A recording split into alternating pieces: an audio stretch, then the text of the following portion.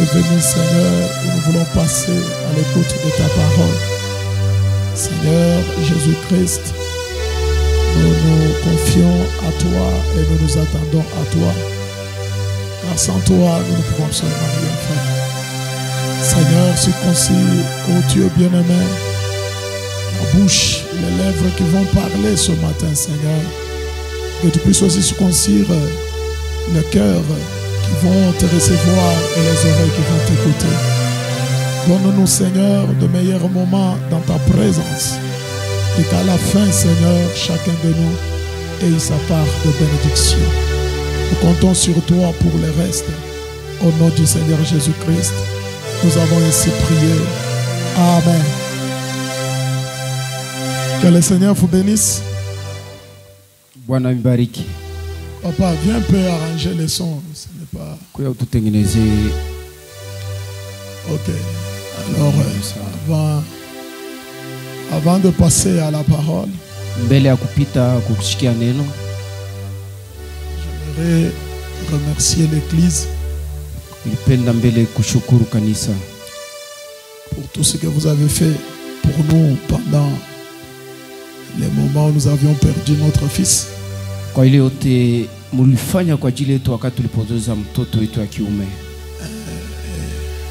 Ça a été pour nous un grand réconfort et une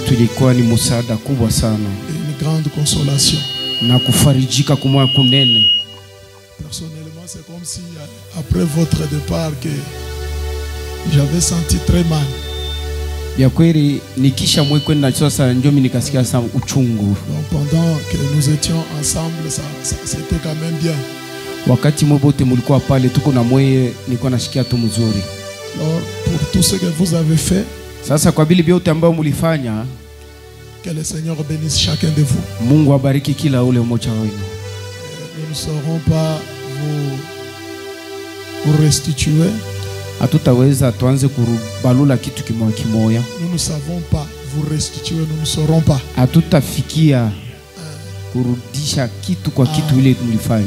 Mais c'est lui qui bénit les hommes, qu'il bénisse chacun de vous.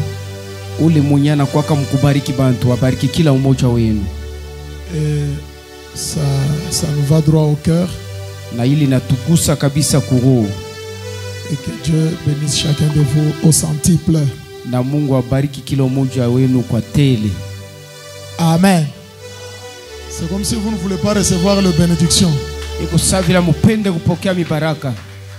Ok. Alors la vie doit continuer, non? Et nous devons prêcher la parole. Amen. Amen. C'est comme ça.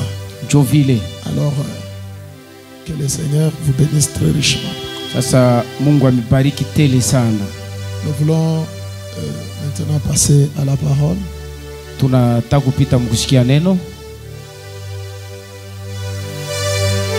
Nous pouvons nous tenir debout, s'il vous plaît. Tunaweza kusimama wima tafadhali.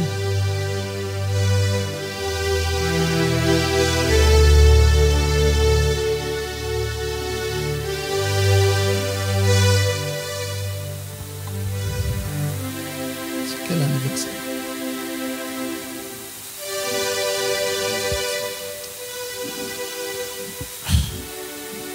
Il fallait.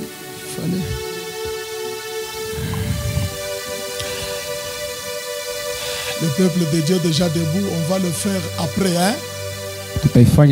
Faut me rappeler. Ouais. Très bien. On incline nos têtes, s'il vous plaît. J'étais perdu dans ce monde loin de sa face. Ma face, oui, Seigneur, tu m'as aimé, tu m'as cherché, tu m'as sauvé, oui, Seigneur. Jésus. Oh roi, tu m'as aimé. Tu m'as cherché. Tu m'as sauvé. Oui, Seigneur, Père Jésus. Merci, merci, Seigneur. Merci. Oh yeah. Merci Seigneur. Jésus, merci. Merci Jésus de tout. Oh oui, merci, merci, merci Seigneur. Merci, merci Jésus. Merci, merci Seigneur. Oh roi, nous t'adorons, nous t'adorons, Seigneur. Nous t'adorons, Jésus. Nous t'adorons, Jésus de tout. Alléluia, nous t'adorons, Seigneur. Jésus, nous t'adorons, oh Jésus.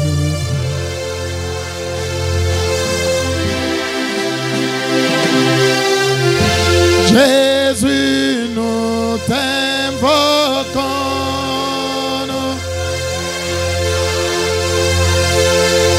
Oh Jésus, nous t'invoquons.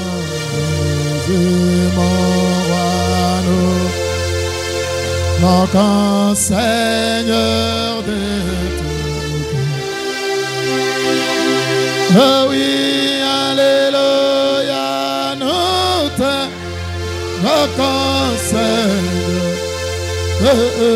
Nous t'invoquons, Jésus.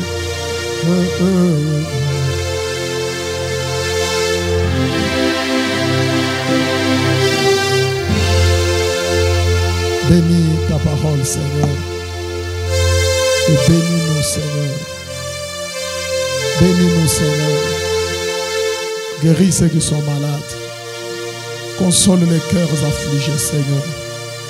Relève ceux-là qui sont tombés. Ramène les rétrogrades et attire plusieurs à toi, Seigneur. Et cela, c'est pour ta gloire. Prends maintenant le contrôle du début jusqu'à la fin. Ô Dieu, de cette chair jusque-là au fond, que notre esprit, notre Dieu bien-aimé, que seul le Saint-Esprit puisse se mouvoir au milieu de nous, au nom du Seigneur Jésus-Christ. Amen. Ok, pendant que vous êtes debout, on reste debout pour lire la parole. Ézéchiel 36. 25 à 27. Et nous lisons au nom du Seigneur Jésus-Christ.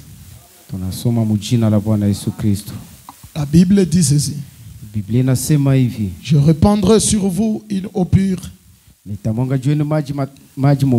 et vous serez purifiés. Je vous purifierai de toutes vos souillures et de toutes vos idoles. Je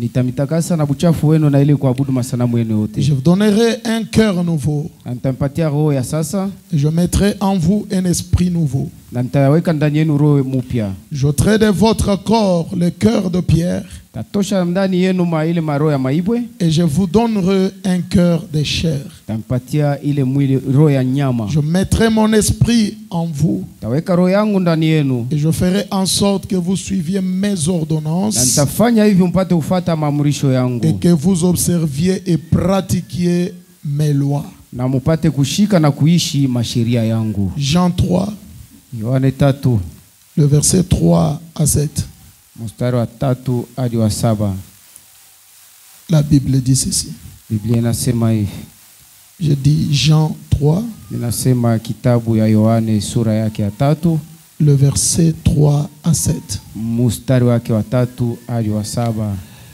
Jésus lui répondit, Na Yesu akamjibu, en vérité, je te l'ai dit. kweli kweli mimi nakwambia, Si un homme n'est né de nouveau, kama mtu ashazalika mara ya il pili, ne peut voir le royaume de Dieu. asitaona ufalme wa Mungu.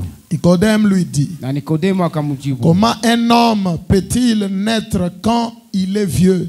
namna gani mtu anaweza kuzalika tena wakati ashakuwa mzee? Peut-il rentrer dans les seins de sa mère et naître? Anaweza kurudia katika tumbo ya mama yake na kuzalika? Jésus répondit, Na Yesu akamjibu Nikodemo, en vérité, je te l'ai dit, kweli kweli mimi nakwambia wewe Nikodemo, si un homme n'est né d'eau et d'esprit, kama mtu ashazalika kwa maji na kwa roho, il ne peut entrer dans le royaume de Dieu. asitaingia katika ufalme wa Mungu. Ce qui est né de la chair est chair, Ile natoka kumwili ni mwili, et ce qui est né de l'esprit est esprit. na ile nazalika kwa roho ni roho. Ne t'étonne pas que je t'ai dit, Usishituke mimi kuonesha maneno. il faut que vous naissiez de nouveau. Unapashwa kuzalika mara ya pili.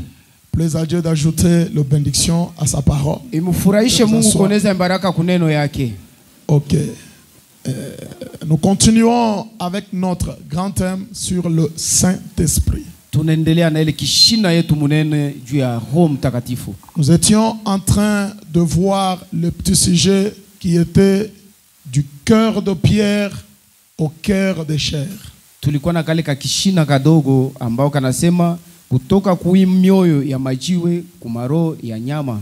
Nous avons montré c'est quoi un cœur de pierre. Tulionesha ile roho ya jiwe ni nini. Amen. Amen. Nous avions montré aussi c'est quoi le cœur tendre. Na ile roho teke teke ni nini tulionesha. Et ça fait partie du travail que l'Éternel doit faire à nous avant de nous donner le Saint-Esprit. Na ni kazi ambayo wa milele anapasha kufanya ndani yetu mbele ya yeye kutupatia Roho Mtakatifu. Car sans cela, Sababu bila ile le Saint-Esprit ne peut pas entrer dans le cœur de l'homme. Roho Mtakatifu aweze kuingia katika roho ya mtu. Il faut que le terrain soit préparé. Nalomba kiwanza bakitayarishe mbele mzuri. Alors nous ne savons pas revenir en arrière. Hautajua tena kurudia tena kubili biote. Nous continuons. Si tunaendelea mbele. Alors je crois que selon la manière dont j'avais présenté les choses, Mimi nawaza kufuatana vile mimi nilionesha bitu, selon ce que nous venons de lire dans Ézéchiel, na kufuatana yetu tunatoka kusoma katika kitabu nous Ezekiel, voyons trois étapes. tunaona vipindi vitatu. D'abord, l'homme est là dans son état brut. Mtu iko pale paka vile benyari zalika. Il a un cœur mauvais, Kuna roho mbaya, un cœur qui ne peut pas entrer en contact avec la parole. ile roho ambayo itakutana na neno. Et nous voyons comment Dieu dit, j'ôterai ce cœur-là Na tukaona vile Mungu alisema mimi Mungu nitatosha ile roho ya jiwe ile. pour vous donner un nouveau cœur. Juu ya kukupatia roho ya sasa. Et ça, c'est la première étape. Ile ndio kipindi ya kwanza. Amen. Amen.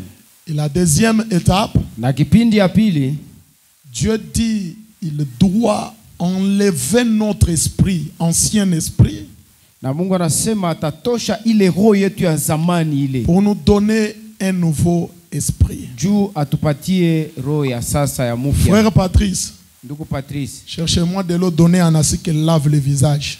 Toi, unitafutie tu n'entends mai. pas. Mpatie dada asampishe kumacho ya Si cette fille vient ici un jour avec la poudre, qu'elle n'entre pas dans cette église, vous avez compris? akikuya tena na poudre ashipime kukanyaka humu. Mnashikia? Si tu as envie de mettre la poudre, ne viens pas ici. Kama kuna hamu ya kuweka poudre ushikuya hapa. Cherche une autre église où on applique la poudre. Ici, pas de Mutafute poudre. kanisa kule bataweka poudre, hapana hapa. Alors, nous voyons que la deuxième étape, Na tunaona kusema kipindi ya pili, Dieu doit enlever l'ancien esprit Mungu anapasha kutosha ile roho ya zamani pour nous donner un nouveau esprit. juu ya kutupatia roho ya sasa. Amen. Et ça, c'est la sanctification. Na ile njo utakaso. Et en troisième position, Na mfasi ya tatu, Dieu nous donne son esprit. Mungu anatupatia roho yake. Et c'est ça le baptême du Saint-Esprit. Ndio ile ubatizo ya Roho Mtakatifu. Amen. Amen. Ok. Alors, comme on avait concordé le passage ou l'étape du cœur de pierre au cœur de chair, Sa vile tuliambatanisha mzuri ile kutoka ku roho ya jiwe na ku roho ya nyama. et comme nous avons concordé ça avec la justification, Vile tunayambatanisha mzuri na utakaso. alors je vais un peu parler sur la justification. Leo mimi nitasemea kidogo juu ya kuhesabiwa haki. Et puis je vais passer par les nouveaux esprits. Na kisha mimi nitaingia katika ile majifunzo ya roho ya sasa. Amen. Amen. Ok. Pour commencer, le mot justification, Kwa kuanzia ile tamko justification, dans les dictionnaires, on dit que dans le christianisme, katika kamusi wanasema katika Bukristo c'est l'action ou effet de la grâce pour rendre les hommes justes. ni ile tendo au hali ya neema ya kufanya mtu apate kuwa mwenye haki Amen. Parce que la marche chrétienne sababu mwendo wa Bukristo commence par la justification. inaanzaka mbele na kuhesabiwa haki. C'est une étape qui est obligatoire. Hayo ni kipindi ambao ni lazima sana. Tous nous devons passer par là. Si bote tunapasha kupitia pale. Amen. Amen. Alors cette étape-là, sasa ile kipindi ile ça s'appelle la justification. inatia kuhesabiwa haki. Alors le dictionnaire dit ceci, Na kamusi nasema hivi que c'est l'action de la grâce ni tendo moja ya neema pour rendre les hommes justes. juu ya kufanya batu bapate kuwa benye haki. Et rendre quelqu'un juste Na kufanya mtu mwenye haki veut dire les justifier. inapenda kusema kumhesabia haki. Amen. Amen. Donc cet homme-là, Ni kusema ule mtu ule il n'est pas innocent. ashina mtu mwenye anakosa makosa. Non, non, il a fait. Ni kusema yeye alifanya bubaya. Il a volé. Aliiba, Il a menti. alilanda, Il a commis adultère. alifanya uasherati, Il a tué. aliua. Amen. Amen. Maintenant, Sasa on vient par quelqu'un unakuya sasa kupitia mtu fulani qui les justifie. mwenye hata kumhesabia ule mtu Qui wake. dit que non, non, celui-ci n'a jamais fait tout ce que vous dites là. Ule mtu anasema huyu hashafanya kabili vyote Mungu anasema pale. Mais quand il dit ça, ce n'est pas pour dire que tu n'as pas fait. Wakati anasema vile haina kusema wewe hukufanya. Non, tu l'as fait réellement. Wewe ile nzambi ulifanya vya kweli. Et tu méritais même la mort. Na ulistahili hata kufa. Mais cet homme-là vient, Lakini ule mtu anakuya, il te rend juste. anakufanya wewe hauna tena makosa. Pas par tes efforts, Hapana kupitia nguvu yako, mais par sa grâce. kupitia neema yake. Est-ce que vous me comprenez? Unalishikia pale. Ok. C'est là où frère Branham me dit, Ndio pale ndugu Branham anasema, le mot justifié veut dire, ile kuhesabiwa haki napenda kusema tu n'as jamais fait.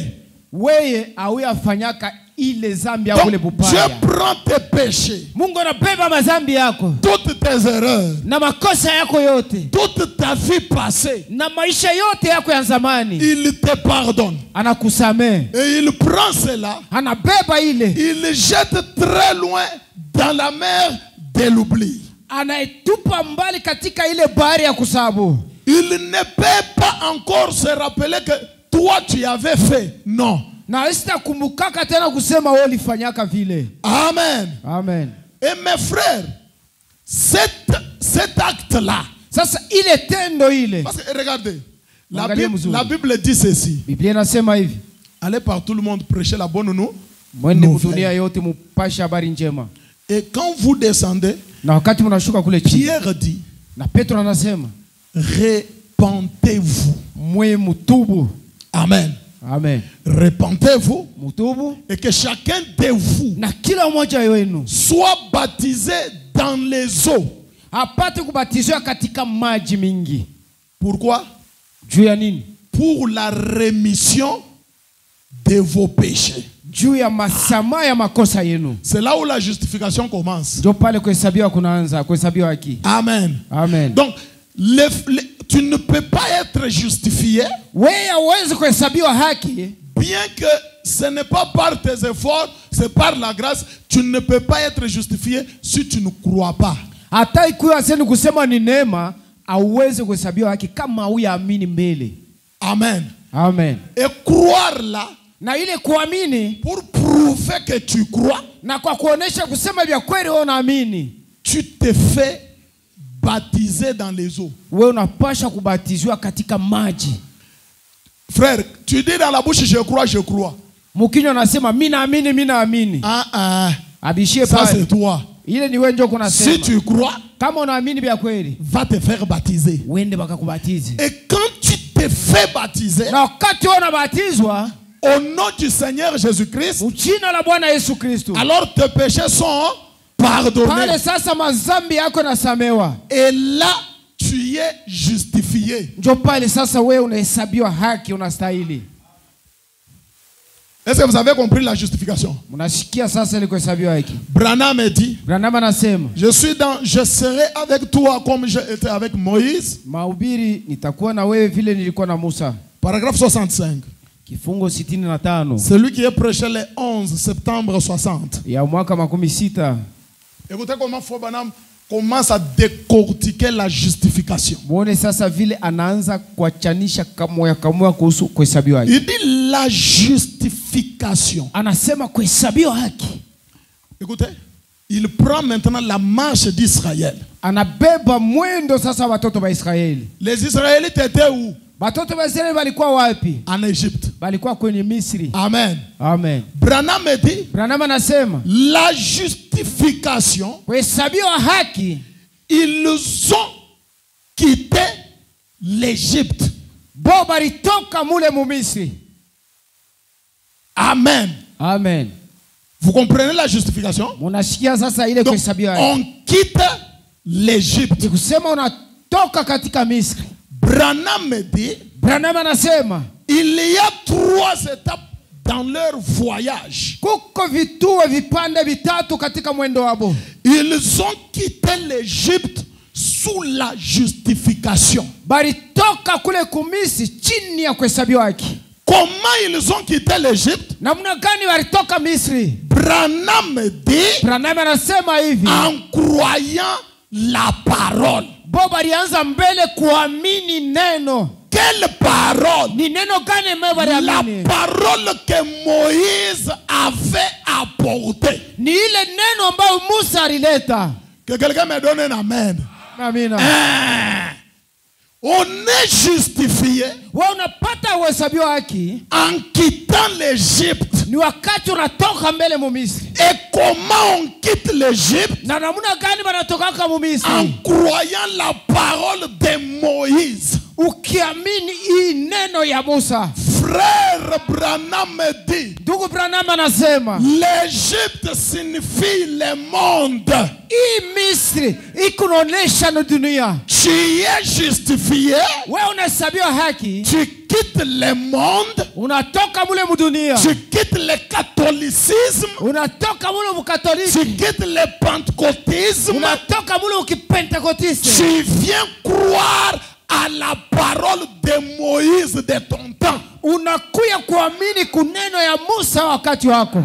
Est-ce que vous me comprenez? Unasikia? Et quand tu crois, Na wakati unaamini neno, Branham dit, Branham anasema ils ont quitté l'Égypte balitoka mu Misri sous la ni justification, chini ya kuhesabiwa haki. croyant la parole. Wakiamini neno, Ils se sont séparés avec les Égyptiens. bo baliachana na haba watu wa Misri. Amen. Oh, frère, Oh ndugu, tu as toujours les anciens amis là. wewe ungali kuna rafiki bali wa Les zamani. anciens fumeurs du chanvre là. Bali bavuta bangi wa zamani C'est bali. ça les gens qui sont tout autour de Ndio toi. watu balisha kuzungurukia. Toi, tu n'es pas encore sorti. Wewe toka hapo. Parce que quand ils sont sortis de Sababu l'Égypte, wakati wao balitoka kama Misri. Branham dit qu'ils se sont séparés avec ces Égyptiens. Baliachana na haba watu wa Misri. Ils ne sont jamais rentrés en Égypte, mes frères. Baya rudiaka tena kule Misri kwa balitokaka. Amen. Amen. Maintenant, comment toi tu as quitté le monde? Namuna gani wanatoka mu dunia? Mais les gens qui sont tout autour de toi, ce sont toujours des païens. bali bamesha uzunguruke ni wapagano kila siku. Non, il y a quelque chose qui ne va pas. Pale koko kitu ke Parce que, frère, tu n'es pas encore justifié. wewe hauyapitia kuhesabiwa haki. La première étape. Kituo kia Et kwanza. c'est déjà en commençant seulement par là, beaucoup tombent, hein, frère. Kwanzia tu pale bamingi banaanza kulala ndugu. La séparation. Ilikuwa Et même Fobana m'a prêché un message intitulé La parole de Dieu fait quoi? Exige une séparation totale d'avec l'incrédulité. neno ya Mungu inalomba kuachana kukubwa sana na kutokuamini. Amen. Amen. Donc ils ont quitté l'Égypte. Ni kusema walitoka mu Misri L'Égypte qui est le type du monde. ambayo ni mfano wa dunia. En croyant la parole de Bakiamini Moïse, neno ya huyu ils Musa. se sont séparés avec les Égyptiens. Baliachana na bale batu Et bakubwa. ils ont suivi Moïse. Na balimfuata Musa. Ils étaient justifiés. Bo balihesabiwa haki. Donc toi aussi, Na weye tu crois la parole. unaamini neno. Amen. Amen. Tu te fais baptiser. Unajiacha bakubatize. Donc tu quittes le monde. Ni kusema natoka mu dunia. Tu es juif. Unahesabiwa haki. Et bon, quand même beaucoup sont justifiés. Ça, on ne peut pas en dire. Na bamingi hapa wesha kupitia Là, mwili. vraiment, là quand même, c'est ça, non? Qui Pale- n'est pas encore baptisé ici? Nani mwashapataka ubatizo hapa? Dans les eaux au nom du Seigneur Jésus-Christ. Katika maji mjina la Bwana Yesu Kristo. Levez un peu votre doigt en l'air. Nyangula mkono wako yolo. We mwenyewe yabatizwaka. Ah, tu n'es pas encore justifié, papa. Vous n'êtes pas encore justifié. Mwe amwe apata kuhesabiwa haki. Justifié. Amwe apitia kuhesabiwa Non, haki. il faut que je vous dise la vérité. Non? Nimeoneshe tu vya kweli. Uh-huh. Maintenant, Sasa vous qui êtes déjà justifiés là, mwe mwisha kuhesabiwa haki. suivez-moi attentivement, vous tous. Munifate mzuri sana mwe bote. Branham me dit, Branham anasema je suis dans combattre ardemment pour la foi. kupigana nguvu sana juu ya imani. Paragraphe 21 à 22. 21-22. Prêché le 4 avril 54.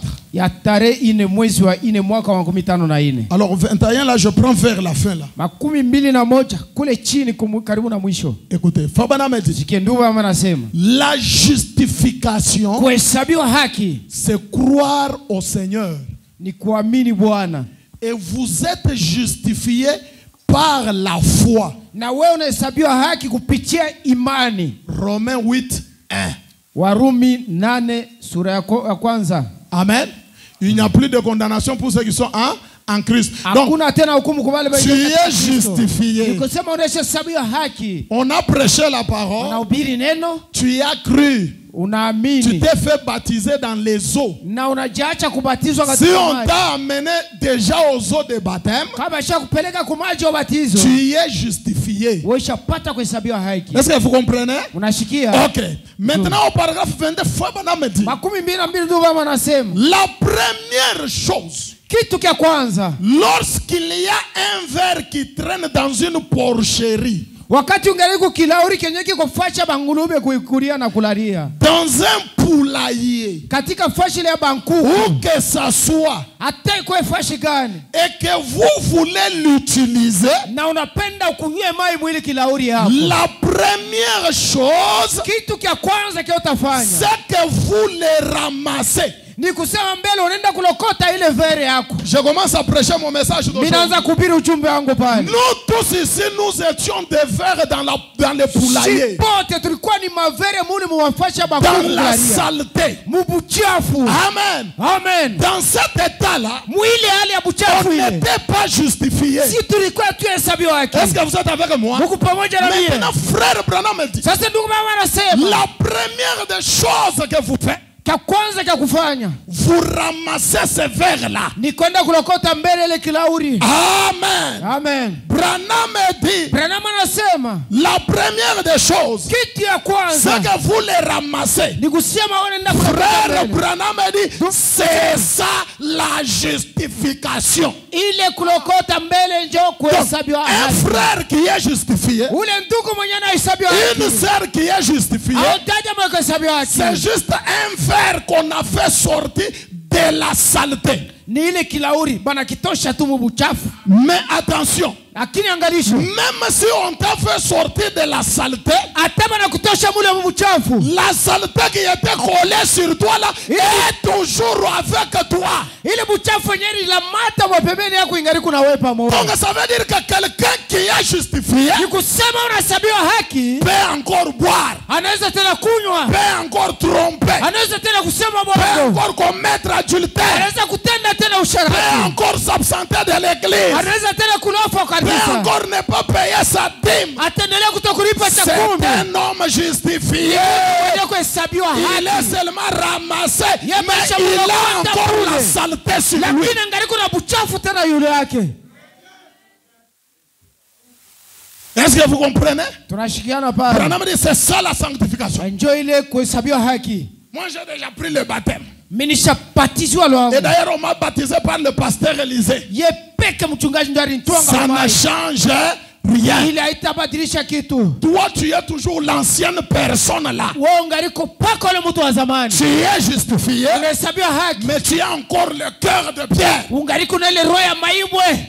La justification n'enlève pas le cœur de Pierre, frère. Ile kuhesabiwa haki haitoshaki lichiwe moyo Quand ya on maibwe. prend un verre de la saleté, Wakati matosha vere pour kuburufu, que la saleté quitte, il faut qu'on lave le verre. jue buchafu butoke paka kuisampisha.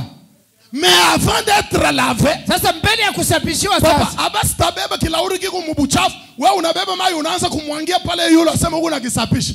Non. Avant d'être lavé, on fait d'abord quoi? Tukitoshe mbele. C'est ça la justification. Dieu t'appelle, tu crois la parole, tu te fais baptiser. Justification. N'acclame pas parce que ça ne signifie absolument rien. Donc si tu meurs dans cet état-là, frère, sans ce cas-là en enfer.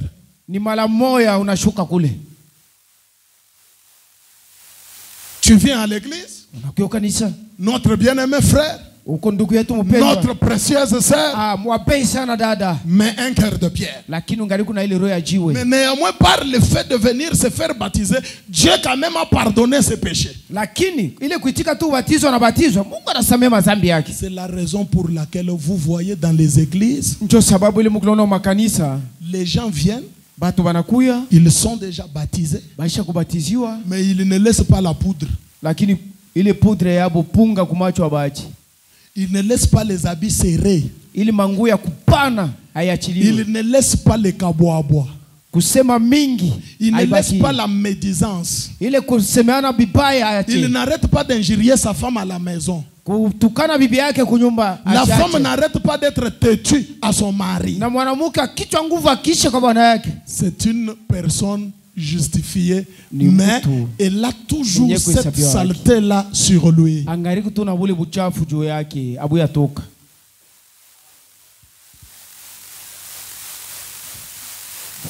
Amen. Amen. La justification. Il est kuhesabiwa haki.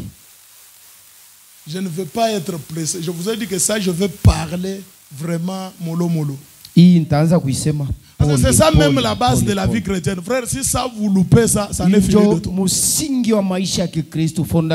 Donc tu es dans le monde et puis tu viens à la parole. C'est pourquoi, frère, vous apprenez qu'un frère boit encore.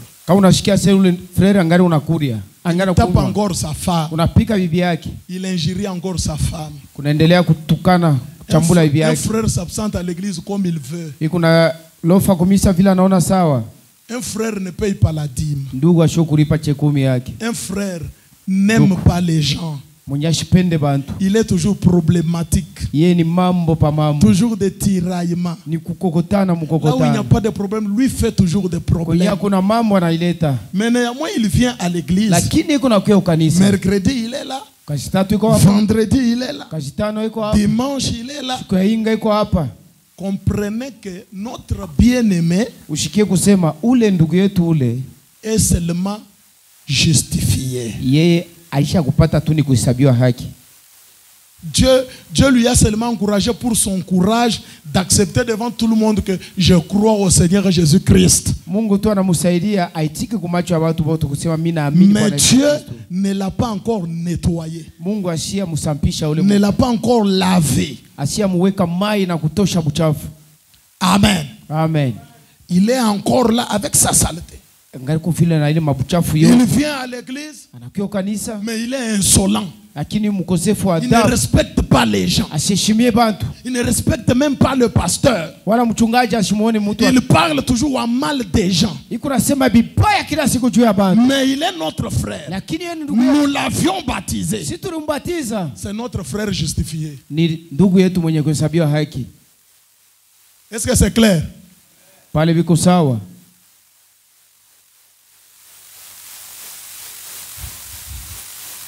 Branham dit ceci. Branham anasema hivi. Je suis dans question-réponse du 16 mai 54. Swali la majibu ya tarehe 16 mwezi wa 5 54. Paragraphe 14 à 15. Kifungo 14 na 15. Et aussi 24 à 25. 24 25. Parce qu'on peut toujours parler, non, tu dois quitter de cette étape. Il faut d'abord comprendre que l'étape là, c'est quoi? Un cœur de pierre. La justification en question, c'est quoi? Donc, toi, le fait seulement de venir croire la parole et te faire baptiser, tu es déjà pardonné. Dieu te justifie. Ile tu kuya hapa unaamini na unabatizwa, Mungu anakuhesabia haki, anakusamehe. Unekala kumkichi. Tu restes ici dans la chaise. Panahubiri bien nguvu sana. On prêche directement. Quand même tu es là. Et na huko paka pale. Précieux frère justifié. Mpendwa ndugu wetu wa bei mwenye kuhesabiwa haki. Amen. Amen. Branham dit ceci. Branham anasema hivi. Je saute un peu, il dit maintenant. Anasema sasa, ami chrétien. Rafiki Mukristo. Je veux que Shalom Tabernacle écoute son prophète. J'ai dit paragraphe 14 à 15. Amani maskani mushiki na bioni. Kifungo 14 na 15. Et puis nous allons aussi les 24 à 25. 24 25. Frère Branham dit. Ami chrétien. Rafiki Mukristo. Quelqu'un ne peut pas naître de nouveau. Mtu hawezi kuzalika mara ya pili avant d'avoir reçu le Saint-Esprit. Mbele ya yeye kupokea Roho Mtakatifu. Je lis frère Branham. Niko nasoma na ndugu Branham. Je rejoue la bande. Minarudishia paka kanda. Branham dit. Branham anasema quelqu'un ne peut pas naître de nouveau. Mtu fulani hawezi kuzalika mara ya pili avant d'avoir reçu le Saint-Esprit. Mbele yeye apate kupokea Roho Mtakatifu.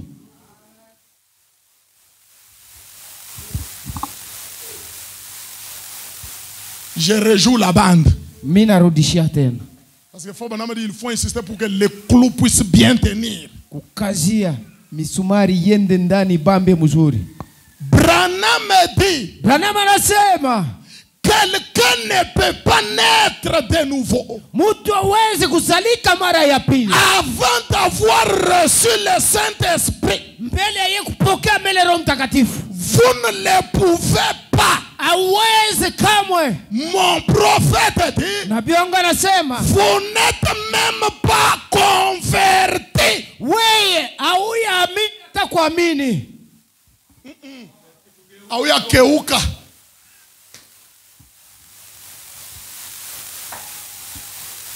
Pose-toi la question. Jiulize ile ulizo. Tu es né de nouveau. Wewe ulishakusalika mara pili. Oubliez vos nouvelles naissances là, c'est faux. Sababu ile makusalika mara pili ni bongo. Quelqu'un qui est né de nouveau, c'est celui qui est baptisé du Saint-Esprit. Regardez. Vous voyez quand vous dites que la stature de l'homme parfait, la foi, la justification, la foi, la vertu, connaissance, tempérance, patience. Vous appelez ça comment?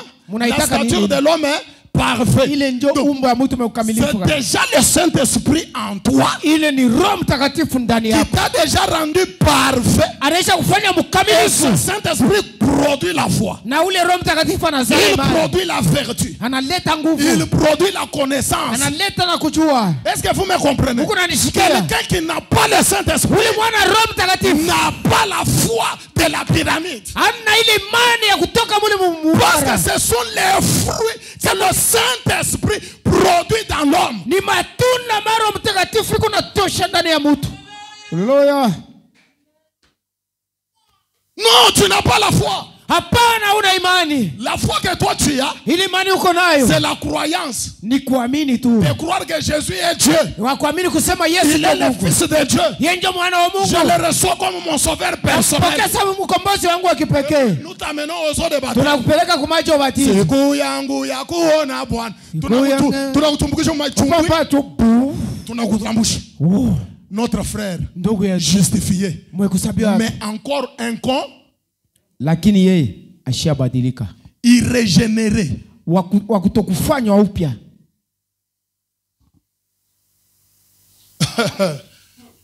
J'ai lu frère Branham. Niko nasoma ndugu Branham. Non, il faut que je rejoue la bande. Napasha kurudishia tena kanda. Mon prophète dit. Na pia wangu nasema. Quelqu'un ne peut pas naître de nouveau. Mtu hawezi kuzalika mara ya pili. Avant d'avoir reçu le Saint-Esprit. Mbele apokee ni Roho Mtakatifu. Vous ne pouvez pas. Hauwezi kuzalika mara ya pili. Vous n'êtes même pas converti.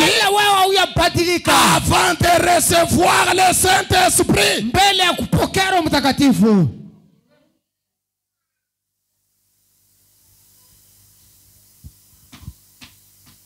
Et il continue, il dit. Na anaendelea nasema. Je ne dis pas que vous êtes perdu. Mimi siseme kusema mumwisha kupotea. Avant de recevoir le Saint-Esprit. Mbele ya kupokea Roho Mtakatifu. En effet, kwa hivi vous ne l'êtes pas. Amwe apotea. Écoutez maintenant. Msikie sasa. Il y a une œuvre de la grâce. Kuko kazi moja ya neema. Une seule œuvre de la grâce. Kazi moja ya neema. C'est le Saint-Esprit. Ni Roho Mtakatifu. Ouais, Banama dit. Ndio baba anasema. Mais ce Saint-Esprit, lakini ule Roho Mtakatifu, elle s'accomplit en 3 manifestations. Ye anakaka mukutimilika katika kuonekana 3. Vous comprenez? Unashikia? Le Saint-Esprit Roho Mtakatifu se manifeste en 3 parties. anaonekanaka mu vipande vitatu. La première manifestation, kuonekana yake ya kwanza, c'est la justification. ni kuhesabiwa haki. Amen. Amen. On est justifié comment? Unahesabiwa haki namna gani? Par les eaux du baptême quand on croit par la foi. Kupitia maji ya ubatizo wakati unaamini na imani. Amen. Amen. Amen.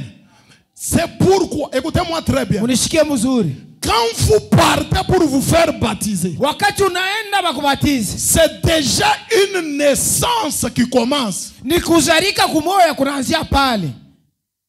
Est-ce que vous êtes avec moi? Tuko pamoja. C'est comme quand une femme est enceinte. Ni savi mwanamke kwa mjamzito. On attend quoi? Unachunga nini? On attend quoi? Unachunga nini? Le bébé, l'enfant. Unachunga ni mtoto. Maintenant, sasa on va vous dire que batamwambia kusema, où est la sœur telle? Dada fulani iko wapi? Anaenda kuzala. Eva enfanter. Quand elle arrive à l'hôpital là, wakati anafika kule kwa maternité, pas qu'elle va arriver comme ça. Directement l'enfant sort. Non.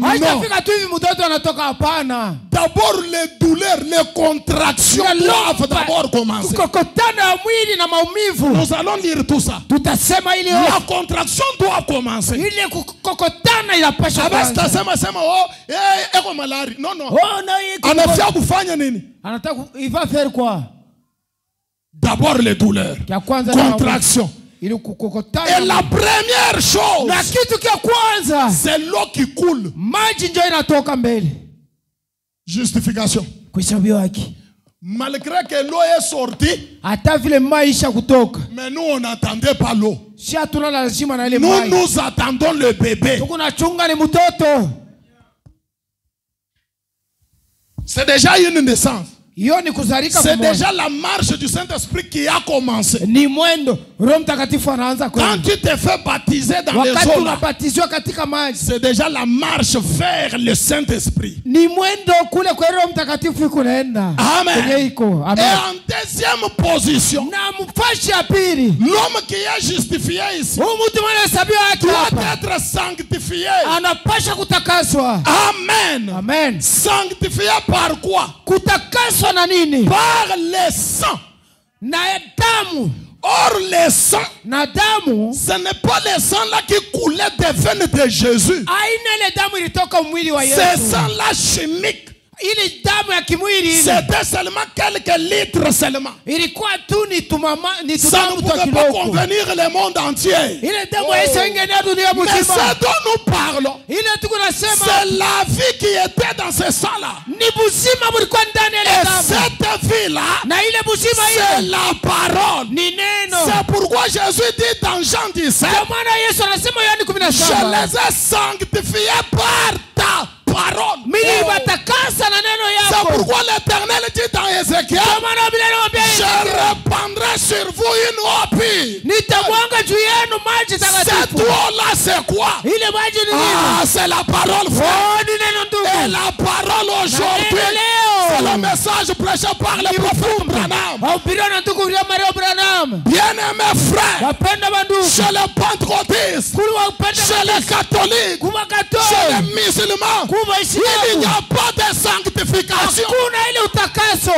La sanctification Ile est utakaso. dans le message. Inabakia katika Parce ujumbe. que c'est le message Sababu ni qui ujumbe. sanctifie les gens. Ndio kunatakasa watu. Et ils ont rejeté le message. Kwa maana katala ujumbe. Ils seront sanctifiés par quoi? Batatakaswa na nini?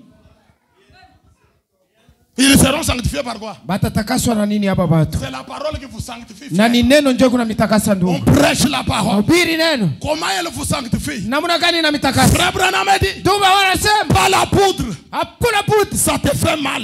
Inakufanya Ça ubaya. te fait mal. Inaluma. Tu veux laisser, Unapenda mais kwa ça ne tient pas. Abibambe. C'est les douleurs de Ile l'enfantement. ni maumivu ya kuzaa. À un moment donné, Wakati moya. il n'a pas tout. Moi je laisse ça. Sanctifié par la parole. Unatakaswa kupudre kupitia neno. C'est comme ça. Ndio vile.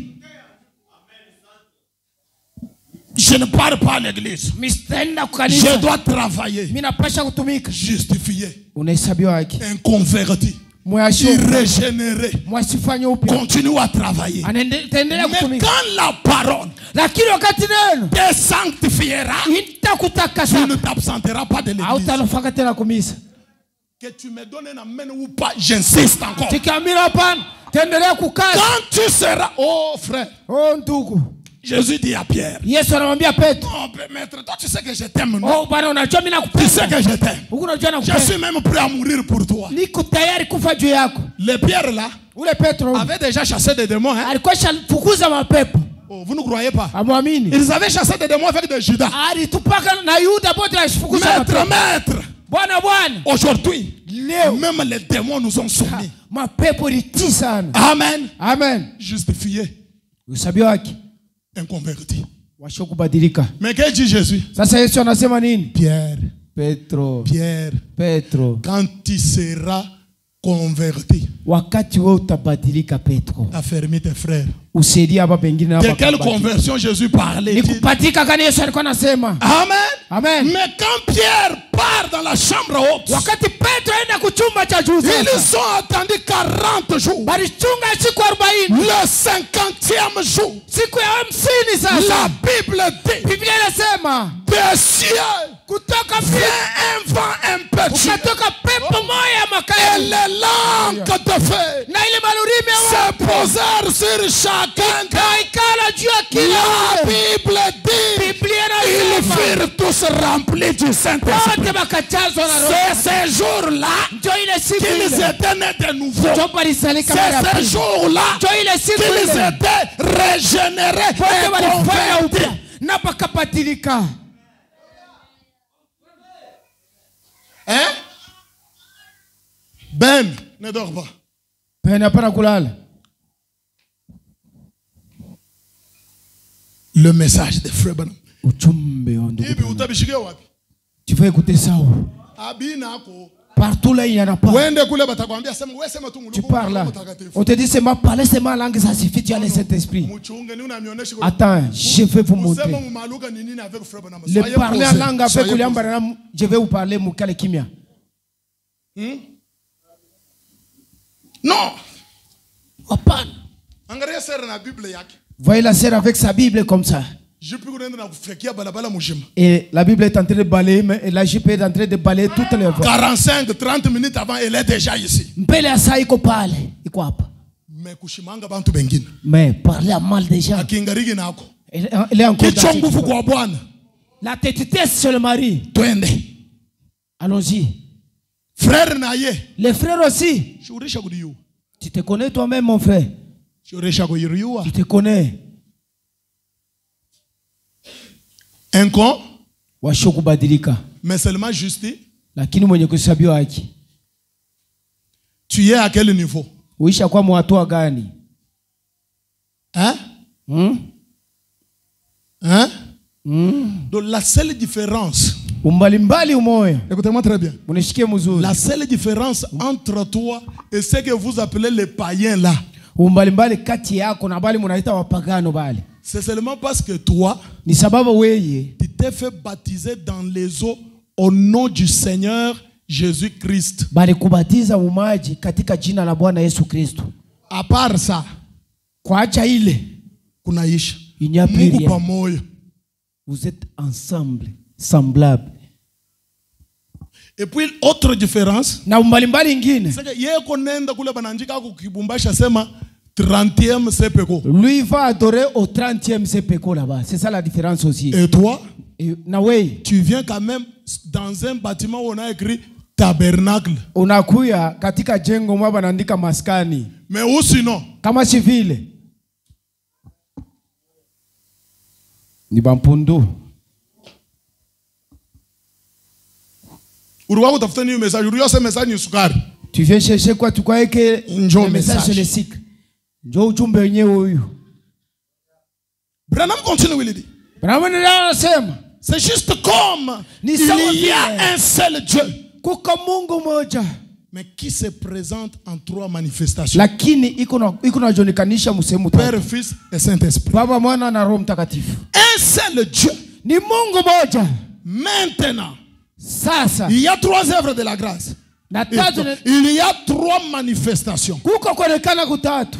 Il y a une manifestation de la justification. Kuonekana kumoja ni kuhesabiwa haki. Ça fait partie des trois étapes du Saint-Esprit. Iko mu ile tatu ile vipindi vya Roho Mtakatifu. Maintenant, faut que commence à expliquer. Sasa ndugu mwananza kufasiria. La justification. Nous sommes toujours sur la justification. Kuhesabiwa haki.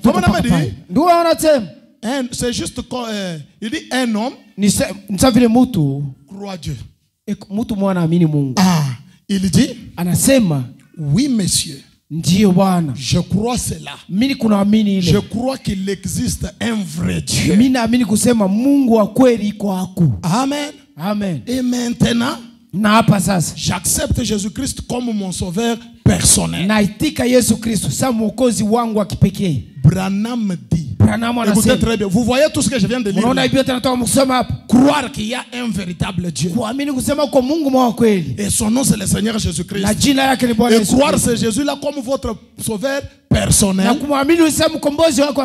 Et tu pars même dans les eaux de baptême. Branham dit, eh bien, c'est ce qui est appelé la justification par la foi. C'est ce que le disciple avait reçu en premier.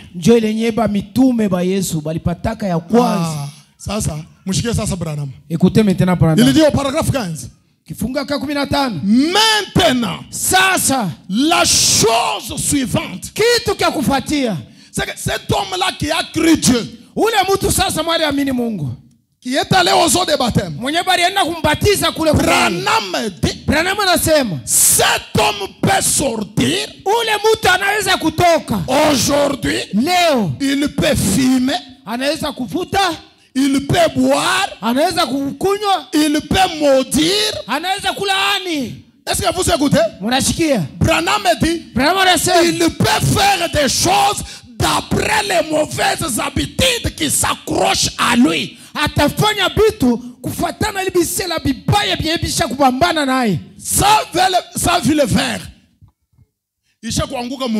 C'est comme un verre qui est tombé dans le caca par exemple. Amen. Amen. Si vous le retirez de ce caca là, écoutez, l'odeur là, ça va poursuivre le verre partout. Même si tu quittes avec ce verre là de la toilette, tu viens mettre sur les carreaux ici. hata utoke nayo kule kumsalani Yo itanunga paka harufu ya mavi. ile verre itaendelea kusantisha continue à Pourquoi? Parce que c'est la saleté qui est attachée à lui. ni buchafu bicha kubambana kule. C'est comme ça un homme qui croit. jo vile na mtu Chacun de nous a des mauvaises habitudes. kila mtu kuna mahali yake Même mbaya. quand vous croyez le message, hata ukiamini on vous ujumbe fait baptiser. bana kubatiza Tu viens à l'église, unakuya ces kanisa habitudes-là sont toujours vile avec vitu toi. vichafu viko na wewe. Frère, pour que ces habitudes-là quittent, jua ile matabia mbaya kutoke il faut la pure parole. inalomba neno masafi. La parole doit d'abord frapper. neno napasha kupika Ça doit frapper. pasha kupika Ça doit frapper. pika tena C'est nguvu. pourquoi frère Branham dit ndio maana tuko Branham anasema le véritable évangile injili ya kweli doit d'abord vous faire mal. inapasha kuluma mbele. Pas cet évangile qu'on prêche dans les églises. Hapana injili wanabiri Vous makanisa. sautez, Unaluka, vous criez. unalalamika. Après avoir crié, Kisha tu kulalamika. pars injurier la femme à la maison. Unaenda kutukana bila Après kunyumba. avoir crié, Kisha tu kulalamika. es insoumise à ton mari. Uko kichwa nguvu kwa Après mwanadamu. avoir crié, Kisha kulalamika. Unakokota. Amen. Amen. Et des choses comme ça Na vitu vile na sont mbona. pleines dans les églises. Biko vya tele Ah, si makanisa. on trouve de telles choses dans l'église, Kama tunakuta vitu vya vile makanisa. Frère Branham dit, Ndugu c'est wanasema à cause de la faiblesse du haut de la ni chair. sababu ya udhaifu hapa pa mimbali. Bien-aimé frère, Wapenda je madugu. ne suis pas un prédicateur facile. Mimi sina mhubiri Je teketeke. ne suis pas un prédicateur simple, frère. Wala sina mpepelo ndugu. Je n'ai pas assez de non-sens dans ma vie. Peter J'aime Pan respecter la anasema parole. Mimi Et tout nachina celui qui s'appelle membre de cette na ile église kujita mwanamembe doit respecter la parole. anapasha kuheshimia neno. Je ne peux pas venir ici. Hauwezi kuja hapa. Nous pensons que tu es notre soeur. Tunawaza kwa dada yetu. Dehors là, Kule tu nje. as un pantalon. Ushavala suruali ya. Plaise que Dieu permette un jour que je te rencontre. Mungu wasaidie nikutane na wewe. Que moi je te vois de mes propres yeux. Kuona na macho yangu pantalo yako vile. Avec tes pantalons dehors, Na ile masuruali yako tu kule. viens ici. Unakuya hapa. C'est quoi ça? Ni vitu gani ile? Ça c'est la maison de Dieu. Ili nyumba ya Mungu. La maison de Dieu doit être gardée propre. Hii nyumba yapasha kuchungia safi ya kutakata mweupe. Oh, une sœur. Oh dada. Dehors là, Kule nje. en bras cassés. Uisha kuvala mikono. Tous les saints dehors. Masema nje. Et après, Na kisha vous venez ici. unakuya hapa. Jérusalem, oui. Jerusalem mimi nitaenda. Ferme ta bouche. Funga kinywa. Assieds-toi. Ikala chini. Laisse d'abord que la parole Acha mbele puisse d'abord neno. te briser. Ipate Puisse d'abord te kufunga. tailler. Quand tu Ikuchonge. seras taillé, Kwa wakati quand tu seras sanctifié, Wakati utatakaswa. tu peux maintenant commencer à dire amen à la parole. Unaweza kusema amina kuneno. Haleluya. Tu es à la maison. Kichwa nguvu kwa nyumba. Et tu emmènes la tête, tu testes dans l'église. Na unaleta kichwa nguvu mpaka On ne kanisa. respecte pas les huissiers. Oh, uliheshimiwa Ce wewe. huissier-là n'est pas ton mari. Ule wewe Va umlitoa jouer avec ton mari. kwenda kucheza na Mais wewe. ici, Lakini il est honorable. hapa ni mtu wa Et kuheshimiwa. frère Branham Ndio dit, ndugu Branham la anasema. parole d'un diacre fait la Neno loi. shemasi yafanya sheria. Vous dites à une sœur quelque chose. Unamwambia dada kitu fulani. Il vous boute. Kisha na kunyonga Seulement kichwa. là-bas, crie son nom. Na uliza ndo mwandike jina yake. Dites même pasteur ou église, regardez cette sœur, ce qu'elle fait. Sema kwa mtoto kanisa mwangalie Comme ça, nous allons nous occuper d'elle. hivi ndio tutafuatana naye. Ici, ce n'est pas ta maison. Hapana kwako Ça, c'est wewe. la maison de Dieu. Hapa ni kwa nyumba ya Mungu. Ni le pasteur, Wala ni mchungaji. la femme du pasteur. Wala bibi wa mchungaji. Personne n'est au-dessus de la parole. Kuna wako yule anaye. Ici, c'est la parole ou rien. Hapa ni neno au sifuri.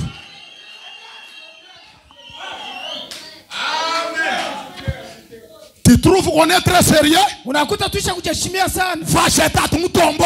Wende kule kubali wa mtu. Ici, nous avons besoin de gens sérieux. Tukuna patu vile kuna lazima ya kujiheshimia. Une parole sérieuse. Neno ya Un kuheshimia. évangile sérieux. Na injili ya Une kujiheshimia. église sérieuse. Na patu vile kujiheshimia.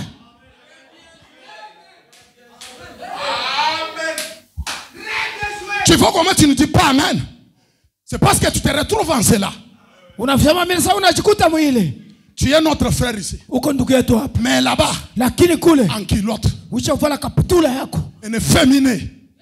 Wa kike wewe. Un efféminé. Wa kike. Et puis quand le pasteur vient chez toi, tu fuis pour aller dans la chambre. Wakati mchungaji Oui, calé, oui, calé. reste avec ta culotte là. Nous, on ne croit pas dans le fait de porter les culottes par les hommes. Même si tu ne dis pas Amen, je le redis encore parce que c'est la parole. Frère Branham me dit, la culotte c'est un sous-vêtement de femme. D'ailleurs, même si tu ne me donnes pas un amen, j'ai l'option.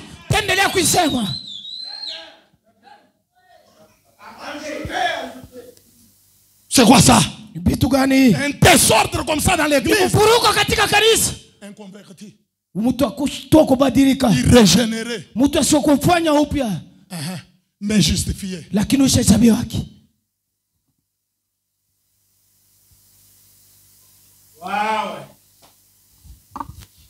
Le pasteur, lui, pour le mystère. Ça aussi, c'est le mystère. Ça c'est le mystère. C'est le moment de crier maintenant amen. Nous on ouvre les portes de l'église ici. Toi tu es assis dans ton kiosque. Tu es sur ta moto. Quelle sorte de croyant tu es? Irrégénéré, inconverti, mais justifié.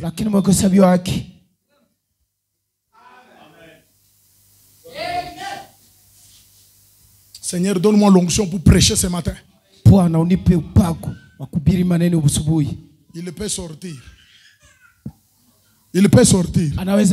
Boire. Maudire. Fumer.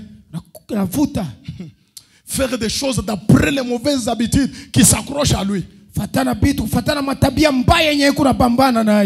me dit, cela est simplement ancré dedans.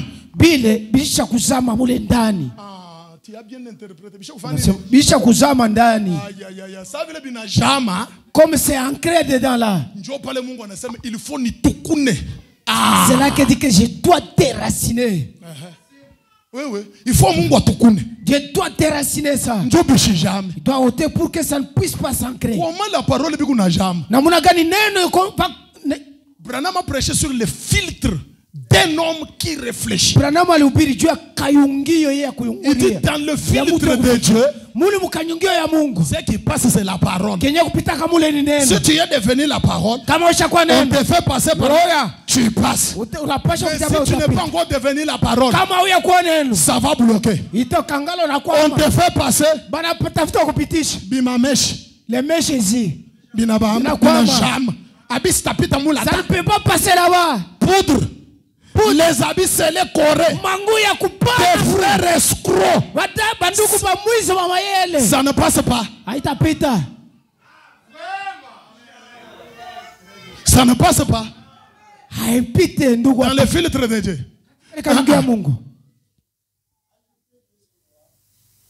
Toujours justifié. Inconverti. Passe d'abord dans le filtre de Dieu. Il vient. Pouf, ça bloque. On m'a parlé. Il m'a fait ceci.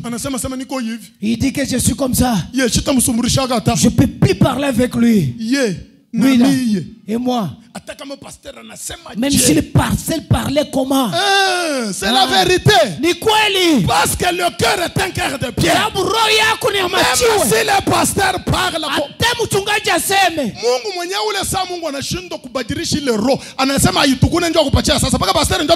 lorsque Dieu même n'arrive pas à changer ton cœur là, le pasteur fera quoi?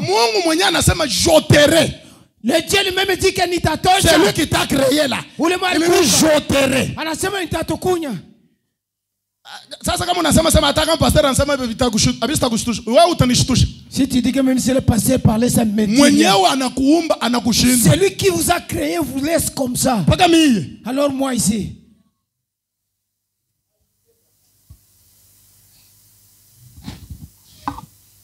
Justifié. Mwenye kuhesabiwa haki. Il dit amen.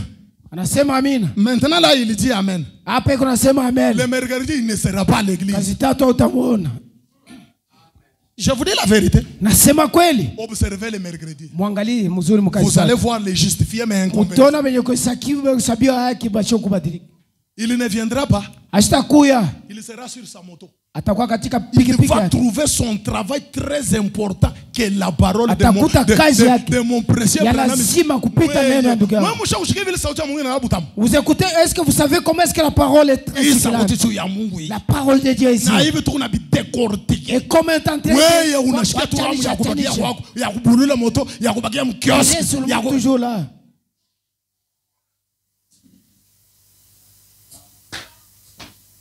Compliqué.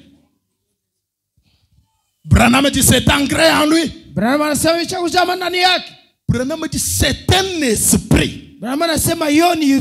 Les mauvaises habitudes sont des esprits. La Bible dit que ce sont des esprits impurs dans des hommes.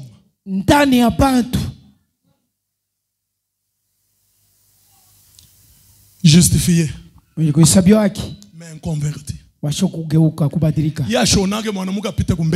veut pas voir une femme de passer devant elle, devant lui. Les larmes commencent à lui couler. Frère, Nini. Mon frère, c'est quoi?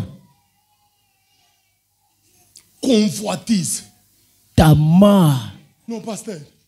Il faut seulement que je me marie. J'ouvre une parenthèse. Le mariage n'enlève pas la convoitise. C'est la nouvelle naissance qui enlève la convoitise. Pourquoi ces gens-là laissent leurs femmes et vont tomber avec d'autres femmes? Inconvertis. Oh non, dès que je me marie. Non, en tout cas, je ne veux pas encore. D'ailleurs, dès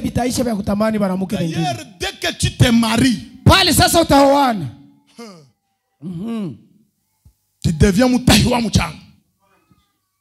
muchanga. Tu mets la honte sur la parole.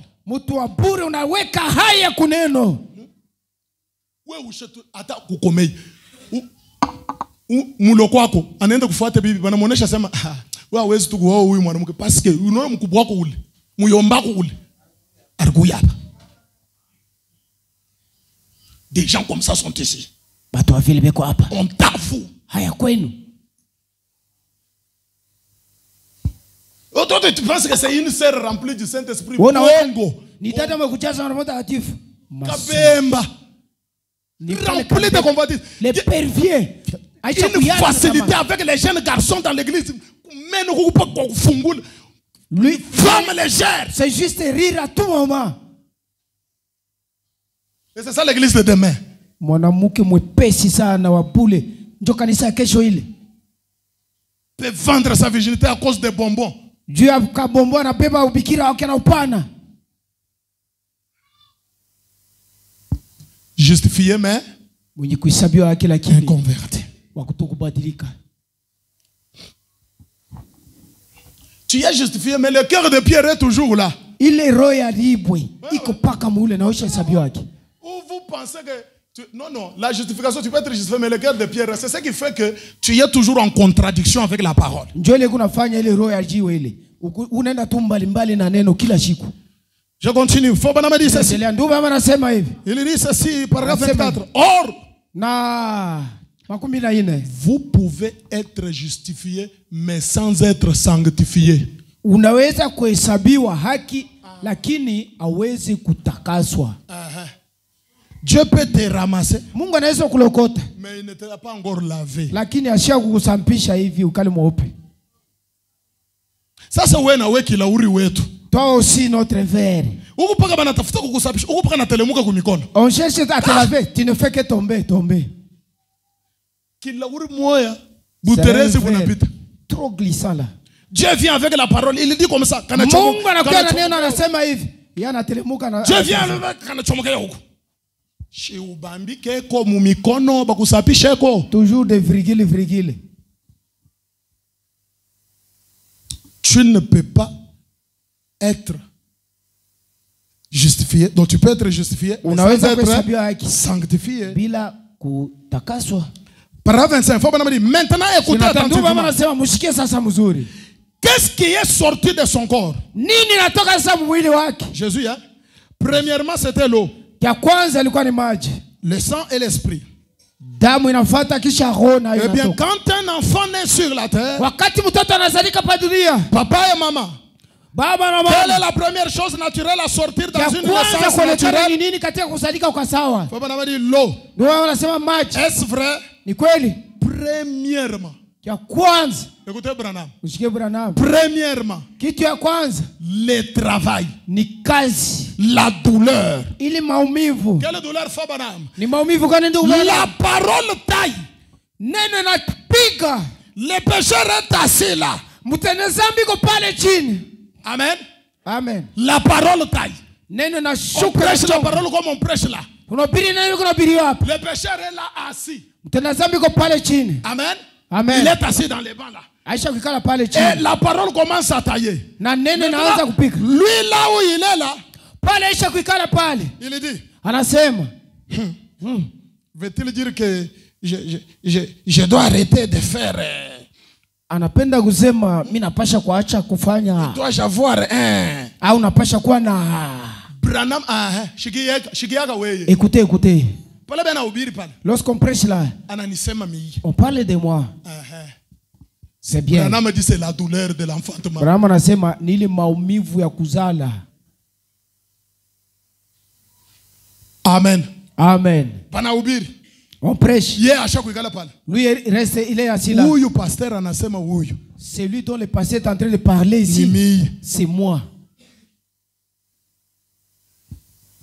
Je dis merci à Dieu. Nasema asante kwa Mungu.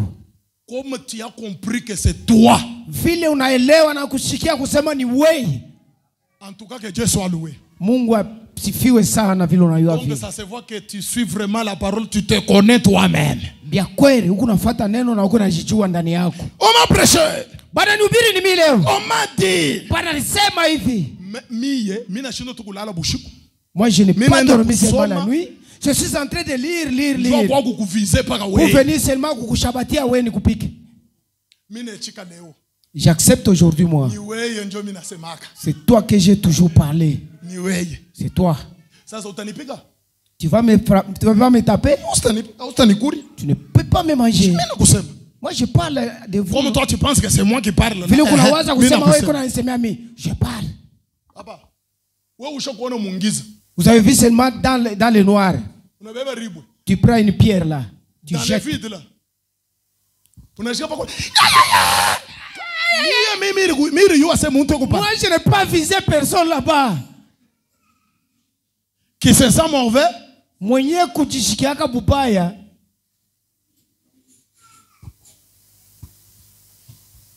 Donc inakubamba. Très bien. Merci. Il est là assis dans les bancs. Fait-il dire que anapenda kusema moi bien hivi shibipendaki. Je n'aime pas ça. Si tu as raison. Huko na sheria. Bien hivi ubipendaki. Bien kweli. Maintenant biko nafanya nini? Mais ça fait quoi? Je suis content que bikuma parce que tu es en voie. Mimi nafurahi kesa ufasi mal huko munjia kuzalika mara ya pili. Recevoir les saints c'est pas une mince chose. Na kuzalika mara pili haina kitu kia bupepele kepesi. On doit déraciner quand on déracine là. Damu biko na sopoka kule. Wanapasha kuvimba kungola hivi. Kama kitu kipende kutoka na bana kitosha kunguvu. Quelque chose ne veut pas sortir. Faire par force. Ça va faire quoi? Ça va faire mal. Il est assis là. Il comprend les chines. Il dit que je dois arrêter de. Ansema mini ache.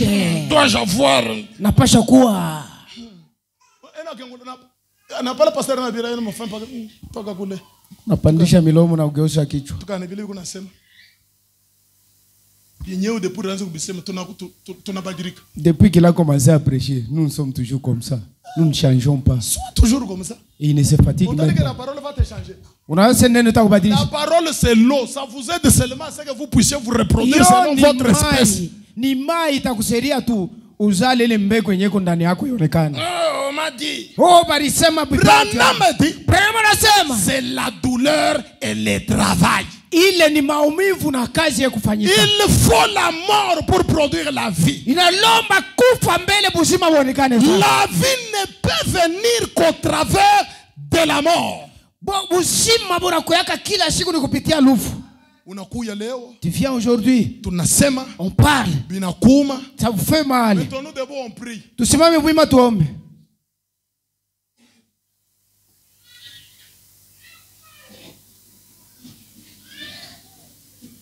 Unamsopa mbele pasteur. Wewe ushaanza kufunga macho unamsopa mbele pasteur. Dès que tu vois seulement que pasteur ego wako nini hapa. Déjà unekala mkichi. Unaongopa pasteur ou bien unaongopa Mungu? Tu as peur de qui? Restons debout, debout, debout. Nous sommes ses enfants, non?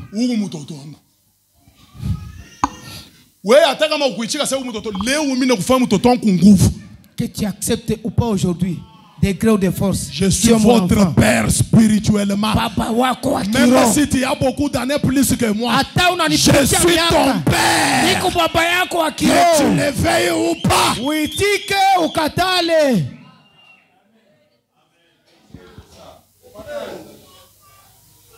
Vous ne voyez pas quand je prêche là, je prêche avec toute autorité. Hein? Parce que je sais que tu es mon enfant. Et j'aime que tu changes. J'aime que tu deviennes une nouvelle créature. J'aime que dehors là, qu'il n'y ait pas un faux témoignage de ta part. Même si on parle, mais que ce soit les mensonges. Qu'on parle en disant c'est la vérité, ce n'est pas bien. Tu viens ici, ça fait mal. Tu te fâches parfois. Le mercredi, je ne peux pas partir là-bas. Il n'y a pas de problème. Tu restes en train de raisonner. Pasteur Élisée, je n'ai qu'un pasteur, c'est mon pasteur. Que j'aime même le vendredi. Vendredi, arrivé ici le vendredi, reste. On prêche, on prêche, on prêche. Il sort. Frère David. Le pasteur a bien prêché aujourd'hui. Hein? Seulement ce qu'il commence des histoires là. Bon, après tout, c'est mon pasteur, je vais faire quoi? C'est ce que je suis en train de chercher. Maintenant, ça. Branham dit. Eh bien, alors il dit. Mais oui, c'est vrai. Hein? Branham dit. Vous voilà partir. Donc, le départ commence là. Ah, Branham dit très bien. Maintenant, tu dis quoi? Bon, je vais me repentir de mes péchés. Je vais être baptisé pour montrer à cette assemblée que je crois dans la mort, l'ensevelissement et la résurrection du Seigneur Jésus-Christ. Branham dit l'eau sort. Moins d'ina. Ça commence, la marche commence là. Tu prends le baptême pour faire quoi? Le baptême, tu nous montres nous. Le baptême, c'est un engagement qui commence dans ton cœur. Nous, on ne voit pas ton cœur. Celui qui voit ton cœur, c'est Dieu. Maintenant, tu te fais baptiser dans les eaux pour que nous, on voie que tu es notre frère, notre soeur. Toi qui ne te fais pas encore baptiser, si on t'appelle frère, tu n'es pas notre frère. Hein, sœur? Tu viens ici, tu prêches la parole de Dieu. Et toi, tu ne veux pas être baptisé. Tu n'es pas encore notre sœur. Un intéressé du message.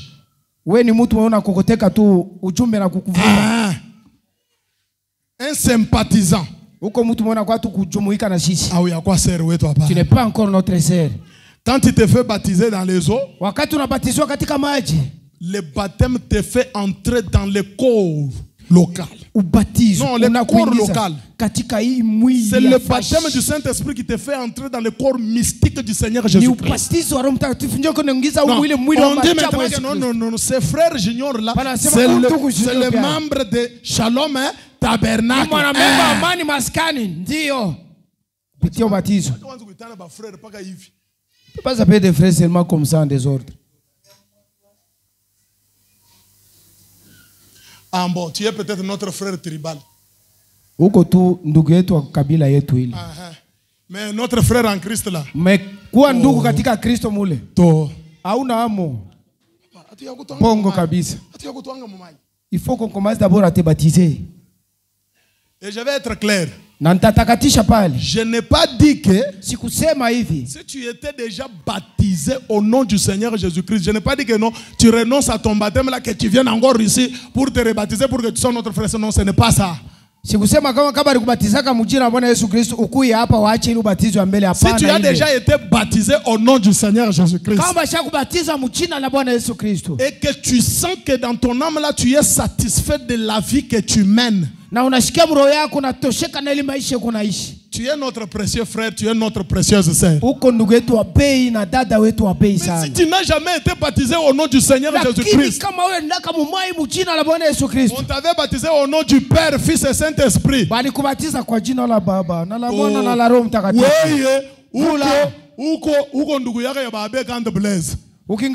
Les frères de Abe Kanda ou les moyens nasemaka mingi ule.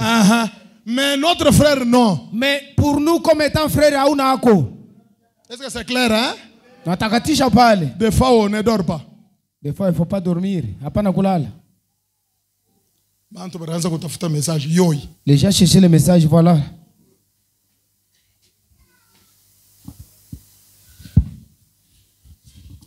Démonologie domaine physique. Paragraphe 57. Branham dit ceci. C'est prêché le 8 juin 53. Branham dit ceci. Je saute quelque chose là. Il dit ceci. Il dit que la justification, la sanctification, le baptême du Saint-Esprit, oh, tout ça peut s'accomplir dans le même acte. Mais vous pouvez être dans un état de justification sans être sanctifié. Amen. Amen. Et Frère Branham dit, vous suivez attentivement. Il ni kabwenga. Il ni marteau. Branham dit, vous pouvez croire au Seigneur Jésus-Christ tout en ayant encore votre souillure en vous.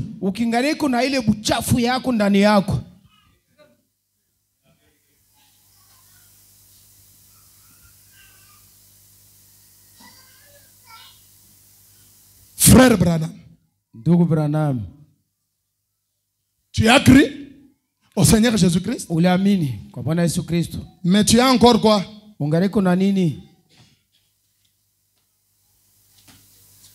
Maintenant mon frère, avec tout ça là, un converti mais justifié,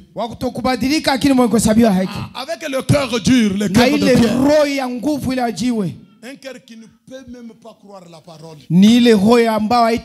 Quand on prêche au Mahdi, toi tu ne comprends pas que c'est Dieu qui me parle pour que je change. Non. Ok. Maintenant, à un moment donné, écoutez maintenant, je fais maintenant, je transite déjà. Vous voyez que c'était difficile, hein? On prêche, ça vous fait mal. Tu ne crois pas. Des petits problèmes par-ci par-là. Écoutez, c'est ça le cœur de Pierre. Maintenant, à un moment donné, comme tu as cru quand même, on t'a fait baptiser. Maintenant, à un moment donné, tu commences à donner raison à la parole. Unaanza kupatia sheria kuneno. Non, non, c'est la vérité. Hii neno nasema ni kweli eh? Non, non, c'est vrai ça. Ah, hii ni kweli. Tu pars, Seigneur, aide-moi. Mungu nisaidie. Je veux vraiment que je change. Je vais laisser ça. Napenda niache hivi. Déjà ça. Paka tu ile unaanza kusema hivi. Ça montre que Dieu a déjà enlevé le cœur de Pierre. Inaonesha Mungu aisha tosha kile kiroho kia jio kia ukudukwa nako. Parce que avec le cœur de Pierre, papa, la parole même si on prêche comment? Na ile roho ya ribu ataba aitengia. Ça ne peut même pas voir l'accès, non. Mais une fois que la parole commence à t'interpeller, le cœur de Pierre là est déjà parti. Donc Dieu a déjà placé le cœur de chair. Ce cœur là tendre que la parole peut toucher facilement. Toi,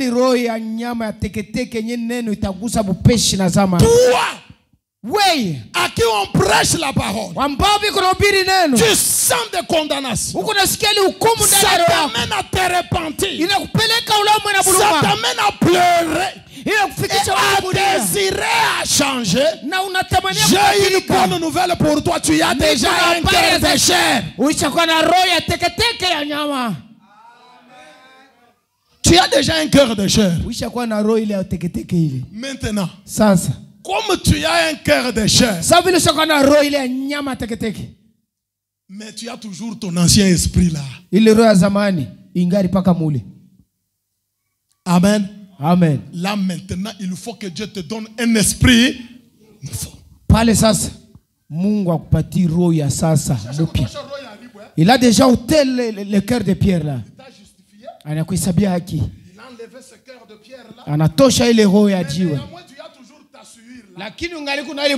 Maintenant, il faut qu'il te donne un nouveau esprit. Ce nouveau esprit là, nous avons dit que c'est la sanctification.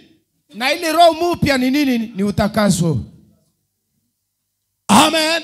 Amen. Je lis frère Branham. Je suis dans le message une vie cachée avec Christ.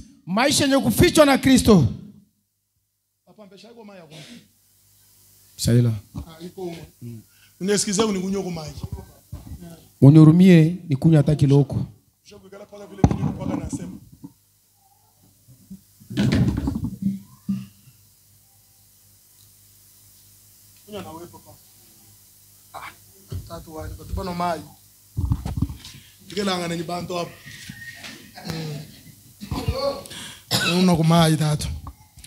Je suis dans une vie cachée avec Christ. Paragraphe 46 à 47. Prêché le 13 février 56. Branham dit ceci. Eh bien, nous parlons maintenant de l'esprit nous. Écoutez. Est-ce que vous avez bien compris la notion ou bien la matière sur le cœur de Pierre? Vous avez bien compris ça? Qui a compris le cœur de Pierre, la justification? Qui a compris? Levez votre doigt. Ok. Qui n'ont pas compris?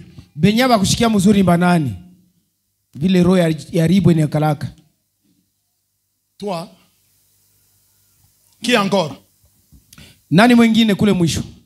Là à la fin. Qui encore?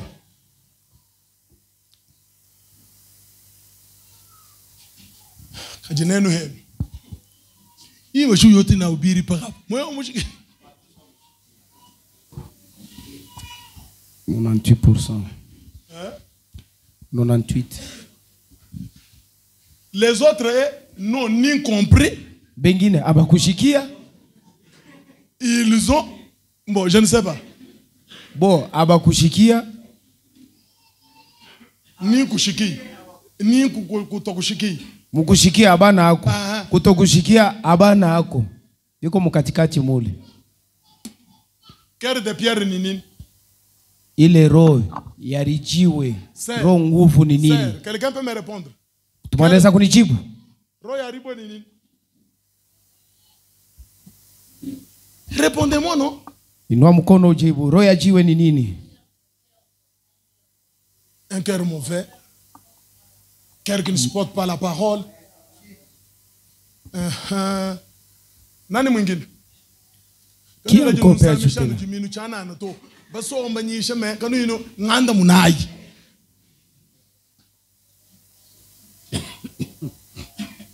Kaka.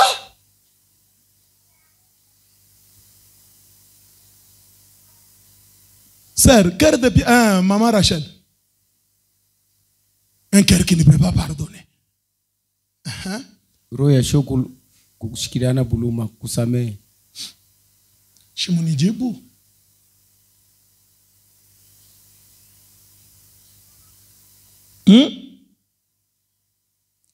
Oui. Yuko nasema kwa vibaya. Voilà. Barishikia. Barishikia. Bengine benashikia ya kujibu. Bwana ushuna mtonga na bilole mumancho hivi. Me hapa njoo unashikia haya. Tomari bilole bina kuyaka mpaka hapa. Mais kama nauliza sauti ya Mungu hapo unashikia haya. Si on demande la parole ici utujibu hivi tia honte. Pourquoi? Précieux frère, le cœur de Pierre c'est quoi? Banduku. Na mwe museme ni turu yenu.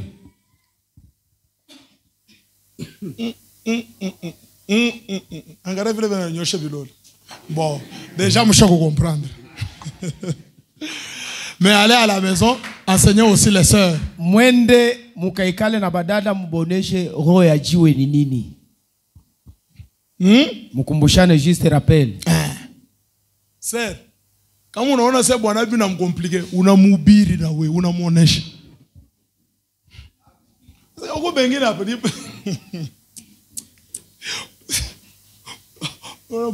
frère Shubabie. Si tu vois que ton l'homme doit toujours être spirituel. Mwanaume anapasha kuwa wa kiroho kupita mwanamke. Non, la femme s'appelle compliquée, c'est quand il sort et dit non chérie. On a dit ça, explique-moi. Et puis toi tu es là apte. Non, non. Quand le pasteur a dit ça, donc tu vois il a lu Feu Banam dit, on ajoutait qu'on a ma écriture, il est pasteur à Shikufani, à Shikusoma, c'est ça. Moi dada iko hapa nafika se chérie, unifasirie mbele pasteur yako anasema pale. Ukuwe na ile uwezo ya kuanza kumuonesha. Unaongeza na maandiko yenyewe mchungaji ya kusema pale yule. Mnasomaga? Hapana kumeza mate mishi kusikia mzuri. Mnasomaga? Est-ce que vous lisez réellement la parole? Qui a les brochures dans la maison ici? Nani mwenye na vitabu vya Branham mnyumba? Hapa.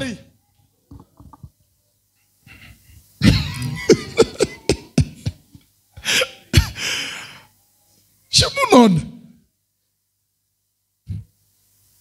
Qui n'a pas un téléphone? Nani yule ana téléphone? Ashina na téléphone.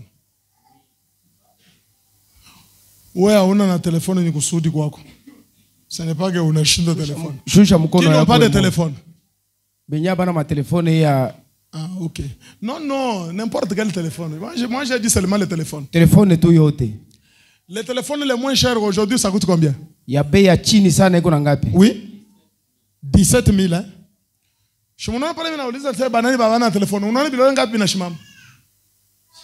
Donc le reste là. Bali bengine bali. Beko na telefoni mais brochure ya frère Branham. Ils ont le téléphone mais la brochure de Branham ils n'en ont pas.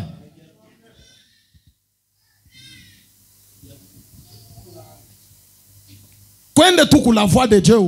Même avec un 5 000 francs. Tu viens non, je viens soutenir. Après on te donne même 2 titres, 3 titres, 5 titres. L'adresse même de la voix de Dieu n'est pas connue. Yashagina, vous connaissez? Donc vous ne vous intéressez pas aux choses du royaume. Mais ushaku yo pale bena weka Thomson ya mingi.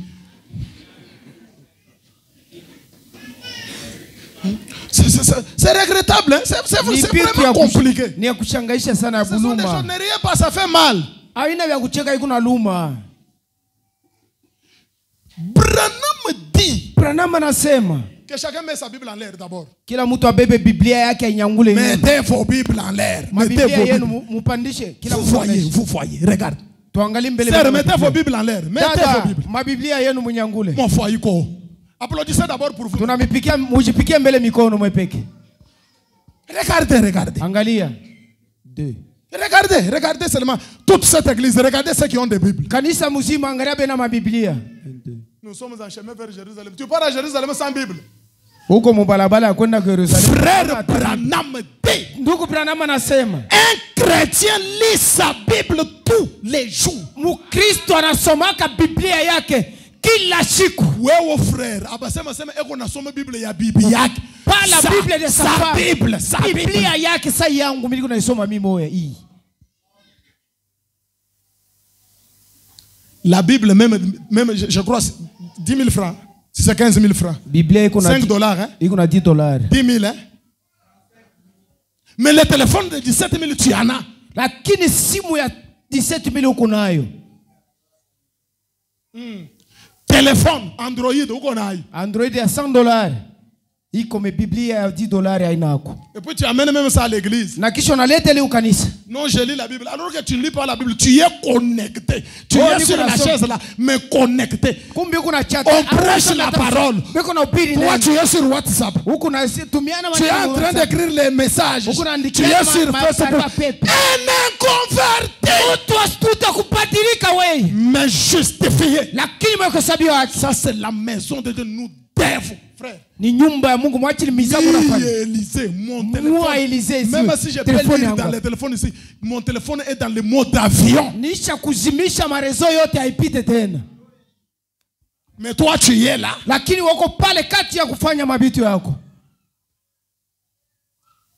Justifié. Mais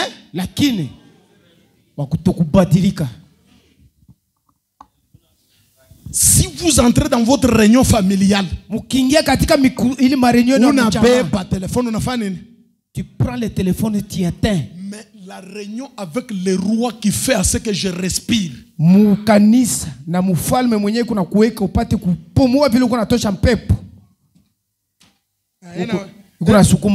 vois quand tu fais là, il prêche quoi ici?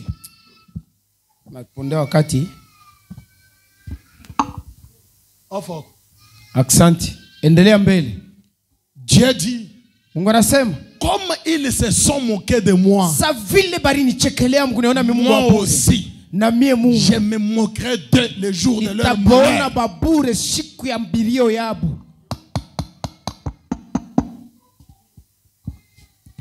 Branham dit ceci. Eh bien, la Bible dit qu'il nous donnerait un cœur nouveau et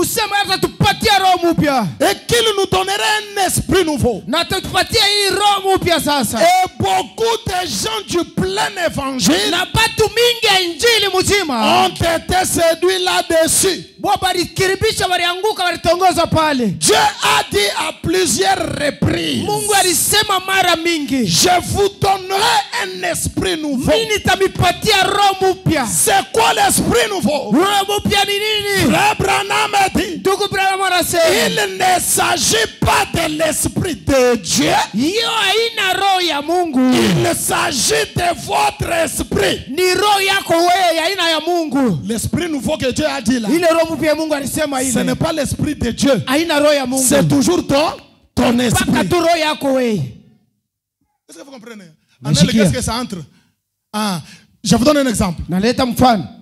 Vous connaissez la nature du lion, non?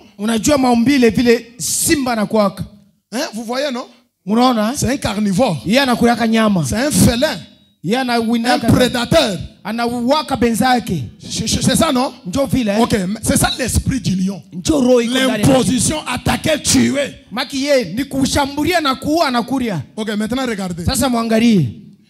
Maintenant, quand vous changez sa nature, vous prenez par exemple la nature de l'agneau, vous mettez dans ce lion-là. Il n'est pas changé, il est toujours le même lion-là. Mais l'esprit, la nature, c'est une nouvelle nature. Vous allez voir le même lion, la même grandeur, la même masse. À la lire, tu regardes, tu as toujours peur. Mais il n'attaque pas. C'est un nouveau esprit qu'il a. Mais c'est toujours le même lion là. Est-ce que vous comprenez? C'est ça l'esprit nouveau. Ce n'est pas l'esprit de Dieu. C'est toujours votre esprit. Branham dit, ensuite je mettrai mon esprit en vous. Je vous donnerai un esprit nouveau. Et puis je mettrai mon esprit en vous. Et bien des fois, vous recevez un esprit nouveau. Et vous pensez que vous avez reçu le Saint-Esprit.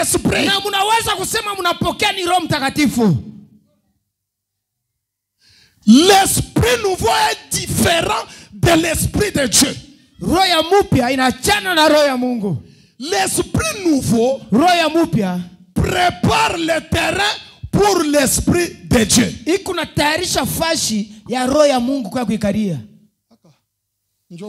Oh. Bon, maintenant écoutez. Et bien des fois vous recevez un esprit nouveau. Et vous pensez que vous avez reçu le Saint-Esprit. Branham continue de dire. Vous mettez foi dans des émotions. Écoutez. L'esprit nouveau. Déborah, assieds-toi bien. L'esprit nouveau amène les émotions. Vous comprenez?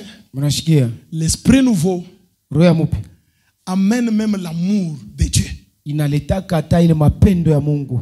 Avant, venir à l'église, c'était difficile pour toi.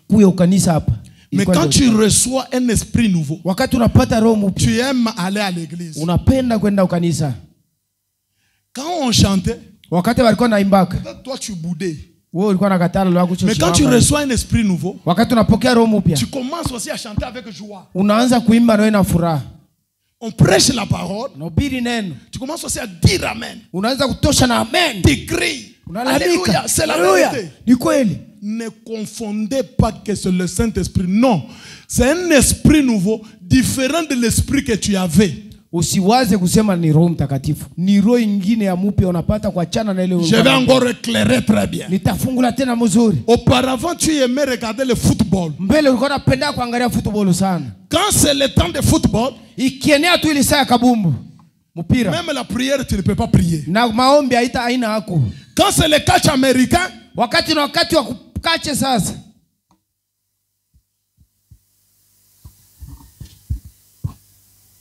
Qui aime John Cena ici? Nani anampendaka John Cena hapa?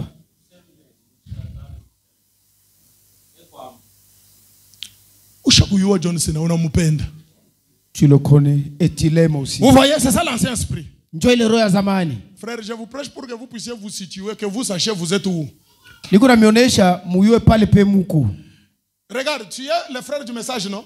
Uko ndugu hii ujumbe. Mais tu es en train de passer. Uko kati uko naenda lwako napita. Tu arrives quelque part.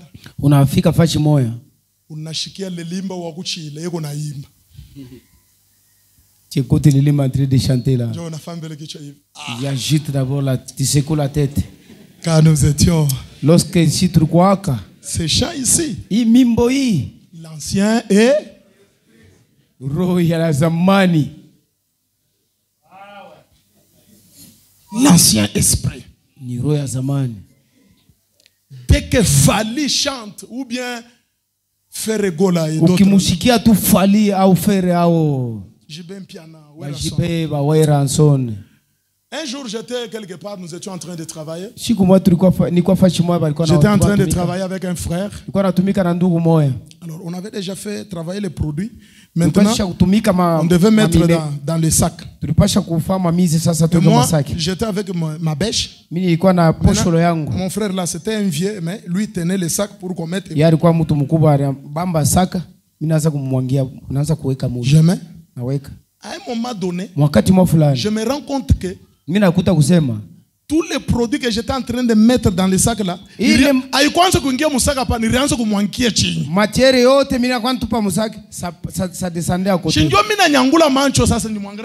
moi j'ai levé ma tête pour les regarder.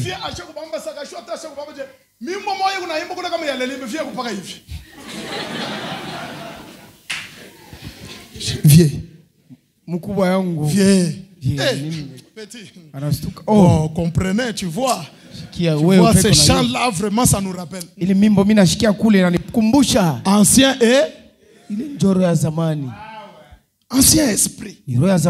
Alors, cet esprit-là ne peut pas s'accorder avec l'esprit de Dieu. Parce que l'esprit de Dieu doit venir au centre de ton esprit. Je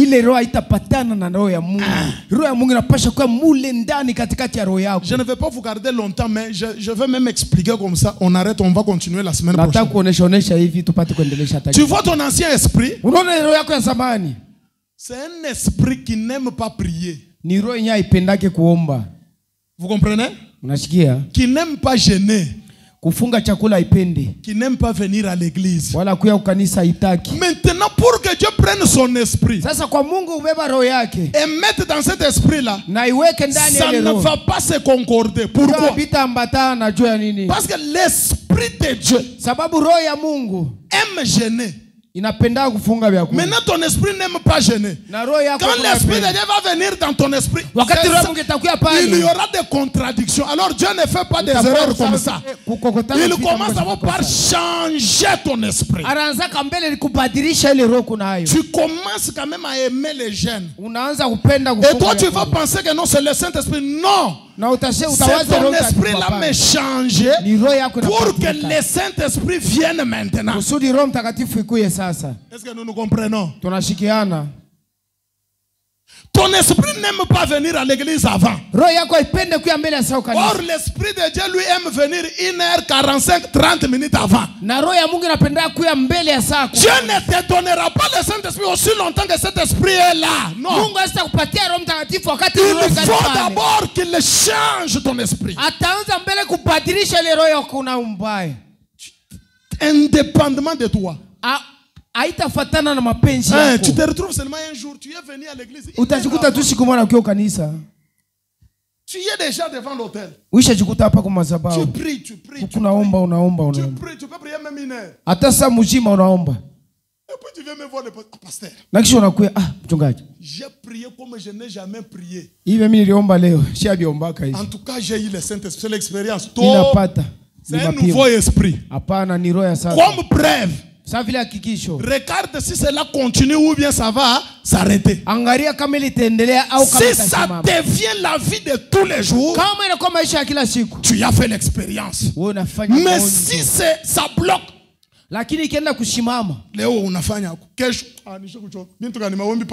tu fais aujourd'hui, demain fatigué. C'était le nouveau esprit.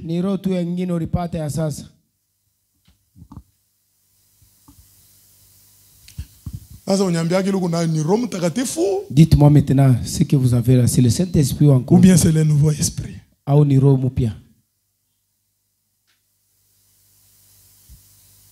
Prêchez frère. Toi qui n'es pas même arrivé au nouveau esprit. Oui, tu es encore justifié tout court. Avec ton mauvais cœur là. Ce matin, que Dieu te fasse grâce. Nous avons reçu la promesse d'aller de l'avant. De gloire en gloire. De baptême en baptême. Amen. Amen. Vous allez voir, avec l'esprit nouveau, quelqu'un ne peut pas aller boire. Parce que l'ancien esprit, il buvait. Mais quand il reçoit un esprit nouveau, il ne veut pas encore boire. Or, c'est ça la sanctification. Quand un homme est sanctifié, il ne peut pas aller boire. Il ne peut pas aller voler. Amen. Amen. Il est là à l'église, il ne boit pas, il ne fume pas, il n'a jamais injurié sa femme. Très poli même. Mais un païen. Est-ce qu'il n'y a pas de païens comme ça? Un païen qui ne peut même pas aller suivre la femme de quelqu'un d'autre. Il y a des gens sérieux comme ça. Ce n'est pas le Saint-Esprit. Donc quand toi tu ne tapes pas ta femme là, tu ne l'injuries pas là, ne te glorifie pas. Il faut chercher le Saint-Esprit. Cette femme là c'est une personne, elle fera des erreurs. Un jour, elle fera ce que tu ne pourras pas supporter. Comme en toi, il n'y a pas le Saint-Esprit. Toi, Léo. Beaucoup. Aujourd'hui, tu vas accepter aujourd'hui. Léo. Aujourd'hui, je vais finir avec toi. Pasteur! Baraniua. Avant pasteur Rafik. Mbele ya mchungaji kuya, ndicho lishatoka huko. Hii kia kurichafu kinakuwa huko. Tu vois le mercredi que vendredi. Le vendredi aussi n'est pas là. Allons voir d'abord terre c'est là-bas. Arrivé là-bas.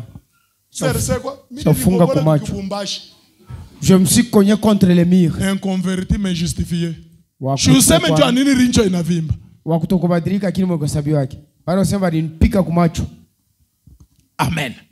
Amen. Donc, regardez le travail que Dieu doit faire sur nous pour que nous puissions recevoir le Saint-Esprit. Pendant qu'on se tient debout, tu connais toi-même ton cœur, mon frère, ma soeur. Tu sais réellement là où tu es. Tu as l'ancien esprit ou bien tu as un nouveau esprit. Tu as le cœur mauvais, ce cœur de pierre, ou bien tu as un cœur nouveau.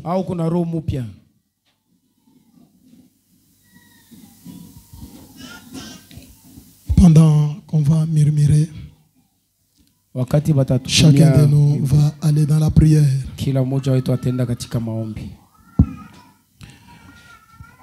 Oh, conduis-moi, Seigneur. Oh, Jésus, conduis-moi. Conduis-moi, conduis-moi, Seigneur. Oh Jésus, reconduis-moi chaque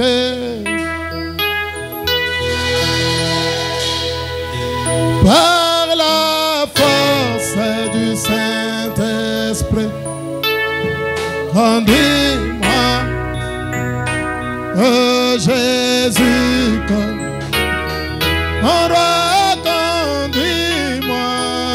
chaque jour, par la force du Saint-Esprit, conduis-moi, Jésus, change-moi, change-moi, oh Jésus, change-moi,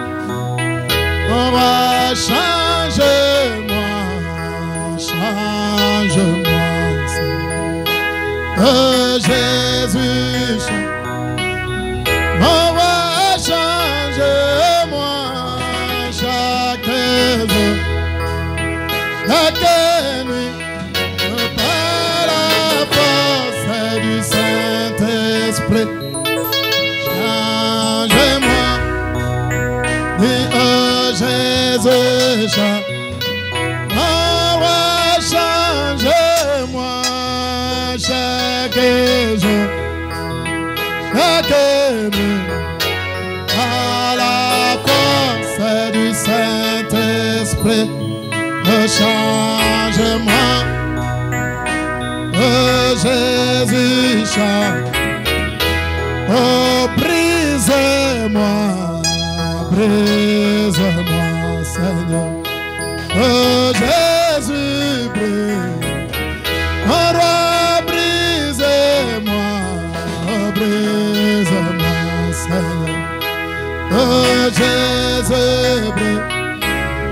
Oh roi, brise-moi chaque jour.